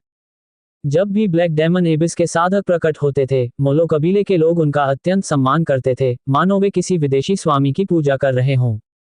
मोलो कबीले में ब्लैक डेमन एबिस के साधकों को विशेष विशेषाधिकार प्राप्त थे, मानो वे एक श्रेष्ठ जाति हों। अब जबकि क्यू युआन को आधा विदेशी सरदार माना जाता था, अगर वह नकली टैटू बनवा लेता तो वह सचमुच अकड़ और दंपति का भाव दिखाने लगता। ताइहुआंग महल के चिन्ह के कारण जियांग लिंगसू क्यू युआन से दूर नहीं जा सकती थी। परिणामस्वरूप वे एक ही गुफा में रहते थे, लेकिन अलग अलग कमरों में सोते थे। किस तरह का निशान? आप इसे कहाँ लगाएंगे? जियांग लिंगसू ने उत्सुकता से पूछा। मेरे माथे पर अर्धचंद्र कैसा रहेगा? बिल्कुल मेरे माथे पर, क्यू युआन ने गंभीरता से कहा। मुझे लगता है कि यह तरीका कारगर होगा। नहीं, ऐसा नहीं होगा। मेरा चेहरा बहुत गोरा है, मैं बाओ जेंग जैसा नहीं दिखूंगा। क्यू युआन ने सिर हिलाया, लेकिन तभी उसके मन में कुछ विचार आया और उसका चेहरा जिज्ञासा से चमक उठा। दरअसल, शायद मुझे दिखावा करने की जरूरत नहीं है। ऐसा लगता है कि मेरे अंदर ब्लैक डेमन एबिस जैसी ही कोई वंशानुक्रम है। ये कहां से आए? क्यू युआन असमंजस में था। जब बैंगनी वस्त्रधारी महिला उसके पास आई, तो क्यू युआन को एहसास हुआ कि वह केवल सती नहीं थी, बल्कि केवल उसकी सुंदरता में ही रुचि रखती थी। आखिरकार, उच्च लोक के लोग इतने मूर्ख तो नहीं हो सकते, है ना? तो उसने खुलेआम उनकी बातचीत छुपकर सुनी थी। दोस्तों, जब किस्मत अचानक साथ दे, तो तुरंत आगे बढ़ना चाहिए या थोड़ा संभल कर चलना चाहिए। अध्याय 410 बूढ़ी महिलाओं के साथ भी सोना। महान महत्वाकांक्षा का संकेत स्वर्णिम कोर एक तारा है, और आप इसे साधना कहते हैं। क्यू युआन सोच में डूबा हुआ अपना सिर नीचे कर लिया। जियांग लिंगसू ध्यान से सुन रही थी और साथ ही यह सोच रही थी कि वह अपनी साधना को कैसे बेहतर बना सकती है। क्या ऐसा हो सकता है कि मैं ब्लैक डेमन एबिस का बहुत पहले खोया हुआ पूर्वज हूं? क्यू युआन ने अनुमान लगाया। अकृतज्ञ वंशज अपने ही पूर्वजों से अपने लिए काम करवा रहे हैं। इस विचार से क्यू युआन को कुछ आक्रोश हुआ। चलो मैनेजर से मिलते हैं, क्यू युआन ने धीरे से कहा। मोलो पवित्र टावर में स्थित इस चौकी पर ब्लैक डेमन एबिस के 5 मुख्य प्रबंधक थे, साथ ही कई अन्य नियमित प्रबंधक भी थे। प्रत्येक मुख्य प्रबंधक पौराणिक स्तर का साधक था, जबकि सामान्य प्रबंधक कम से कम महान सम्राट के स्तर के थे। वहां ची युआन जैसे सैकड़ों अतिथि बुजुर्ग थे जो मूल रूप से विशेषज्ञ थे। वहां साधारण मजदूर भी बड़ी संख्या में थे, जो आम कामगारों की तरह थे। दूसरे शब्दों में कहें तो वहां कई शक्तिशाली व्यक्ति थे। लेकिन मोलो पवित्र टावर में प्राणियों की विशाल संख्या को देखते हुए, जो कि कैंगलान क्षेत्र से भी कहीं अधिक थी, यह आश्चर्यजनक नहीं था। जब वे गुफा वाले निवास से बाहर निकले और चारों ओर देखा, तो उन्होंने पाया कि सब कुछ काले रंग से रंगा हुआ था। काले पुल, काले पेड़, काले पत्थर और यहाँ तक कि पुल के नीचे बहने वाला पानी भी स्याही की तरह काला था। ऐसा इसलिए था क्योंकि ब्लैक डेमन एबिस के जीवों को काले रंग से विशेष लगाव था।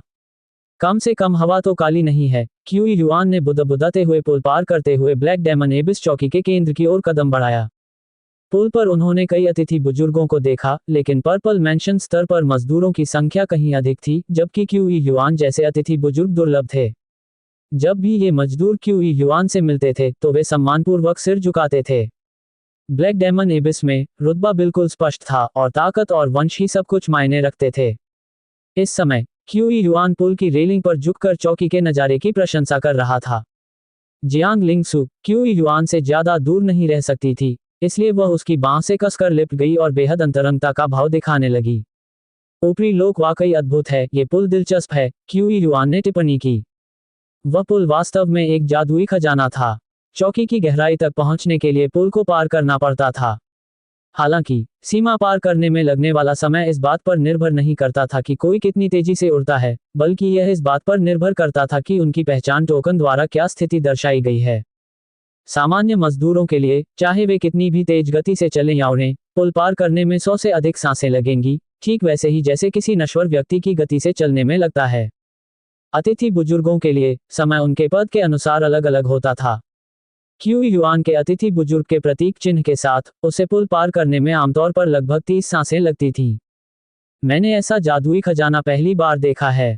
क्या इसका मतलब यह है कि अगर मैं इसे पार करने में 10 लाख साल का समय लगा दूं और दूसरी तरफ छिप जाऊं, तो क्या मेरा दुश्मन कभी मुझ तक नहीं पहुंच पाएगा? जियांग लिंगसु ने मजाक में कहा।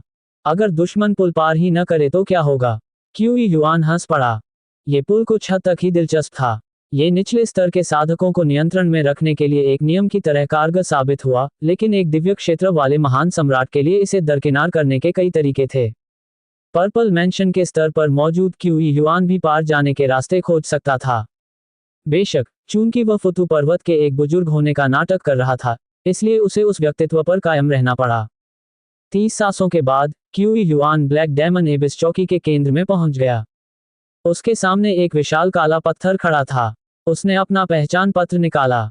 काले पत्थर ने एक विशाल काला मुंह खोल दिया, जिससे एक रहस्यमयी रोशनी निकल रही थी जिसने दृश्य को भयावह बना दिया। क्यूई युआन जियांग लिंगसु के साथ आगे बढ़ी और इमारत में प्रवेश किया। अंदर एक बूढ़ा बौना व्यक्ति झुका हुआ बैठा था और किसी ऐसी चीज से खेल रहा था जो रूबिक क्यूब जैसी दिखती थी। जब बूढ़े बौने को किसी के प्रवेश करने का आभास हुआ, तो उसने तिरछी नजर से ऊपर की ओर देखा। आप क्या चाहते हैं? हालांकि किसी किताब को उसके आवरण से नहीं आंकना चाहिए, लेकिन ये बूढ़ा बौना इंसान नहीं था, इसलिए क्यूई युआन ने फिर भी उसके बाहरी रूप के आधार पर ही फैसला किया।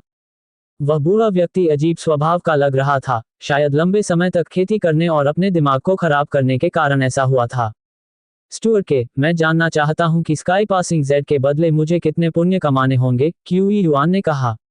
वह छठे स्वर्ग में चढ़कर दानवों के रसातल तक पहुंचने और जिनली से मिलने के लिए उत्सुक था। मई का महीना शुरू हो चुका था। आसमान पार करने वाला जैड। बूढ़े बौने ने क्यूई युआन को तिरछी नजर से देखा। इसे पाना आसान नहीं है। इसके लिए 10,000 पुण्य अंक चाहिए, और तब भी इस बात की कोई गारंटी नहीं है कि आप इसे बदले में प्राप्त कर सकेंगे। ची युआन की आंखें चौड़ी हो गईं। क्या इसका मतलब यह है कि मुझे 10,000 साल तक काम करना होगा? मिलुओ प्रकाश का एक भी अंश एकत्रित करने पर उसे एक पुण्य अंक प्राप्त होगा। औसतन एक यिन देवता को मिलुओ प्रकाश का एक धागा इकट्ठा करने में लगभग 1 वर्ष का समय लगता था। इसलिए क्यूई युआन को आवश्यक पुण्य अर्जित करने के लिए 10,000 वर्षों तक काम करना होगा। 5,000 के मासिक वेतन के आधार पर 10,000 वर्षों तक बिना एक भी पैसा खर्च किए काम करने के बाद वह 6 अरब कमा सकता है। ब्लू स्टार पर इससे वह काफी अमीर हो जाएगा, इतना कि किसी बड़े शहर में एक शानदार आलीशान घर खरीद सके। हालांकि आपकी पहचान की जानकारी अभी तक दर्ज नहीं की गई है, लेकिन उस काले जेड के प्रतीक के साथ अतिथि बुजुर्ग के रूप में आपकी स्थिति पक्की है। क्या आप मिलुओ प्रकाश एकत्र करने का कार्य करना चाहेंगे? जितनी जल्दी आप पर्याप्त पुण्य अर्जित करेंगे, उतनी ही जल्दी आप छठे स्वर्ग की ओर प्रस्थान कर सकेंगे, बूढ़े बौने ने उदासीनता से कहा। सामान्य तौर पर क्यूई युआन जैसे किसी व्यक्ति की पहचान पूरी तरह से पंजीकृत होने में महीनों या यहाँ तक कि वर्षों लग जाते हैं। उस खेत की देखरेख करने वाला किसान संभवतः एकांत में था या अन्य कामों में व्यस्त था। उच्च लोक में इस तरह की देरी सामान्य बात थी। ठीक है, क्यूई युआन ने एक पल सोचा और मिलुओ लाइट को इकट्ठा करने का काम स्वीकार कर लिया। बहरहाल इस काम को पूरा करने में 100 साल लगने थे और कौन जानता था कि 1 सदी बाद वह कहाँ होगा। फिलहाल वह ब्लैक डेमन एबिस में अपनी स्थिति का इस्तेमाल मिलुओ लाइट को इकट्ठा करने के लिए एक आवरण के रूप में करेगा, साथ ही साथ अन्य अवसरों की तलाश भी करता रहेगा। चौकी छोड़ने के बाद ची युआन ने आलस से अंगड़ाई ली। ऊपरी लोक में पहुंचकर मुझे अचानक ऐसा लग रहा है कि मैं सचमुच साधना कर रहा हूं। निचले लोक में तो सब कुछ खेल खेलने जैसा लगता था। ये क्यूई युआन का एक ईमानदार प्रतिबिंब था। उनकी साधना का मार्ग अक्सर एक खेल खेलने जैसा लगता था, या तो वे अपने किसी श्वेत कमल से मिलते थे या किसी संप्रदाय का नाश करते थे। लेकिन अतिथि बुजुर्ग के रूप में कार्यभार संभालना, ये बिल्कुल नया अनुभव था। क्या यही अधिकांश साधकों का सामान्य जीवन नहीं है? वे अपना पूरा जीवन इसी तरह व्यतीत करते हैं, जियांग लिंगसू ने अनमने ढंग से कहा। इस तरह की साधना बहुत उबाऊ है। क्यूई युआन ने गहरी सांस ली और अपनी आध्यात्मिक इंद्रियों से गेमिंग जेड स्लिप की जांच की। गेम का आइकन अभी भी लोड हो रहा था और लोड होने में अभी तक सफलता नहीं मिली थी। चलो कुछ मिलुओ लाइट इकट्ठा करने चलते हैं, क्यूई युआन ने कहा और जियांग लिंगसू को अपने साथ ले गई। मिलुओ प्रकाश को प्राप्त करने के लिए उन्हें मिलुओ लोक की यात्रा करनी पड़ी। मोलो कबीले का क्षेत्र विशाल था और उनके पवित्र टावर दूर दूर तक फैले हुए थे। यहाँ तक कि यांग देवताओं को भी उनके बीच यात्रा करने में काफी समय लगता था। इसके अलावा यदि कोई यांग देवता पूरी गति से उड़ता है, तो वह निश्चित रूप से सृजन कलाकृतियों या मोलो कबीले के अन्य यांग देवता स्वर्गीय सम्राटों का ध्यान आकर्षित करेगा। लेकिन मिलुओ क्षेत्र अलग था। ये डार्क वॉर्ड के समान था, या यूं कहें कि उसका एक अधिक कठोर संस्करण था।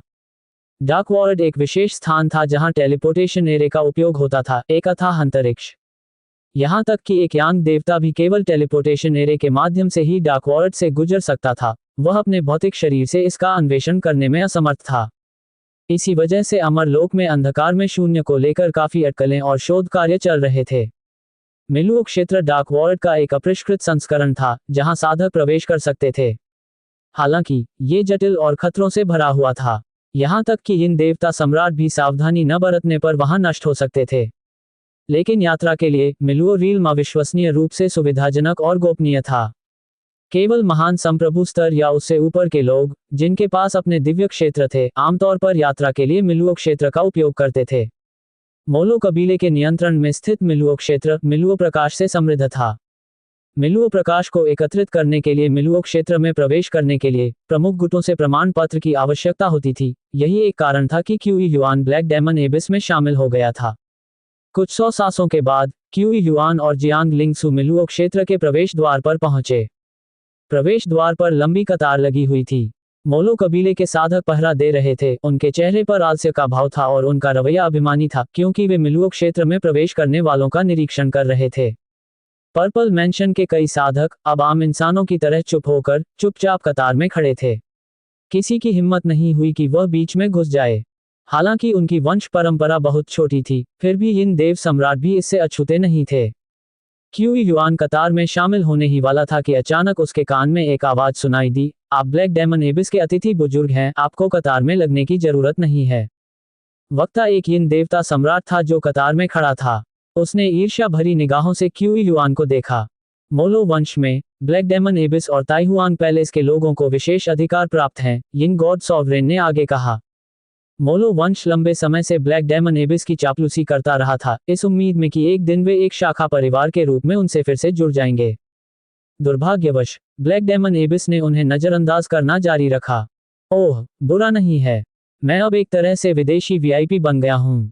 यिन देव सम्राट को धन्यवाद देने के बाद क्यूई युआन ने जियांग लिंगसू को लिया और मिलुओ क्षेत्र की ओर चल पड़ा। जब मोलो कबीले के साधकों ने क्यूई युआन का विशेष रूप से तैयार किया गया काला वस्त्र देखा तो वे तुरंत सतर्क हो गए। उनका पहले का अभिमानी रवैया विनम्रता में बदल गया। प्रमुख महोदय नमस्कार। उन सभी ने ईर्ष्या से भरी आंखों से अभिवादन किया। हम उन पर ज्यादा ध्यान दिए बिना ची युआन उनकी ईर्ष्यालु निगाहों के बीच से सहजता से मिलुओ क्षेत्र में प्रवेश कर गया। मिलुओ क्षेत्र में प्रवेश करते ही उनके सामने का दृश्य बदल गया। ची युआन ने ध्यानपूर्वक अवलोकन किया और पाया कि मिलुओ क्षेत्र में आध्यात्मिक ऊर्जा का अभाव था। इसी कारण मिलुओ क्षेत्र के भीतर के साधक मिलुओ प्रकाश एकत्रित करते समय साधना नहीं कर सकते थे। दूर तक देखने पर उसने देखा कि कुछ हजार मीटर दूर अंतरिक्ष तेजी से सिकुड़ रहा है। वातावरण में एक खतरनाक आभा फैल गई थी और मिलुओ क्षेत्र में कई साधक भाग रहे थे। ये जगह वाकई खतरनाक है। यहाँ तक कि एक साधारण यिन देव सम्राट भी शायद जिंदा न बच पाए। क्यूई युआन ने दृश्य का अवलोकन करते हुए टिप्पणी की। अंतरिक्ष का ढहना उसकी दिशा में नहीं हो रहा था, इसलिए वह चिंतित नहीं था, बल्कि एक दर्शक की तरह दृश्य देख रहा था। चलो अभी यहीं डेरा डालते हैं, क्यूई युआन ने कहा। जियांग लिंगसू ने भौहें चढ़ाते हुए कहा, वरिष्ठ भाई, यहाँ कोई आध्यात्मिक ऊर्जा नहीं है। मैं साधना कैसे करूं? क्या मुझे केवल आध्यात्मिक पत्थरों पर ही निर्भर रहना होगा? कोई बात नहीं, मैं आपके लिए थोड़ी सी आध्यात्मिक ऊर्जा ला दूंगा, ची युआन ने सहजता से कहा। आयातित आध्यात्मिक ऊर्जा, और भी बढ़िया। पफ! जियांग लिंगसू का चेहरा लाल हो गया। तभी एक आश्चर्यचकित आवाज सुनाई दी, ब्लड रोब, तुम भी मिलुओ लाइट को लेने आए हो?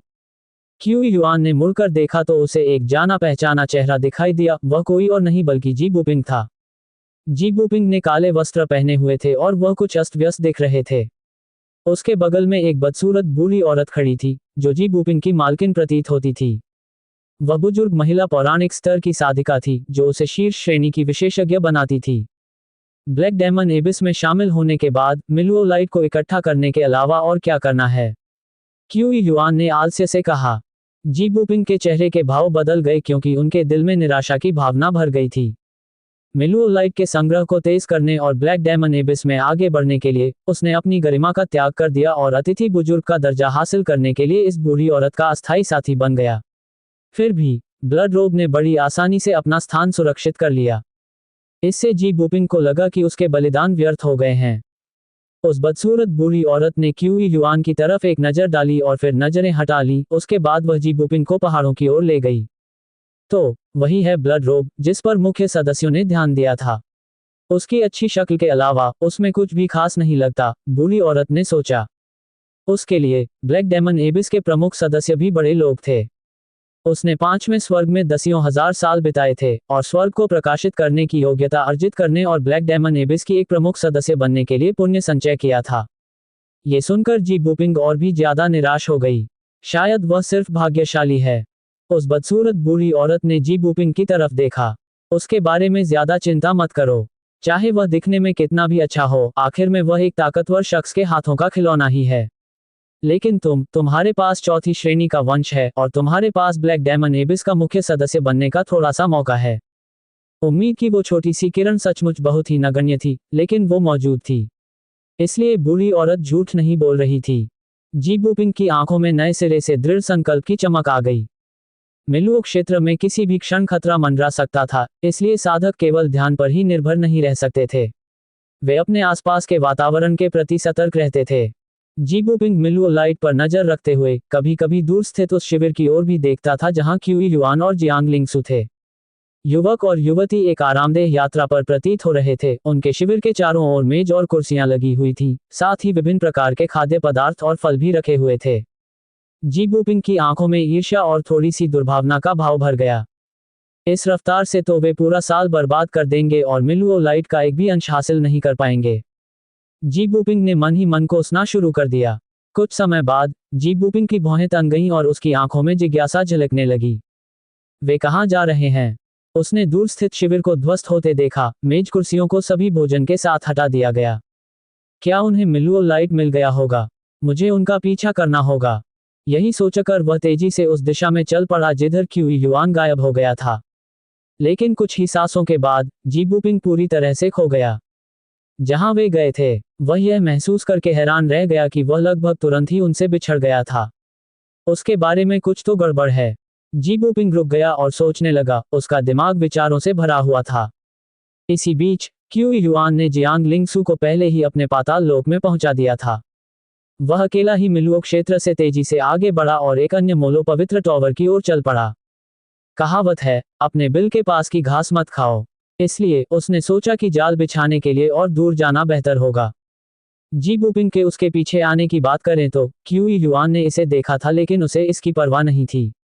अगर वह आदमी उसका पीछा करना चाहता है तो वह अगली बार उसे भी साथ आने के लिए आमंत्रित कर सकता है।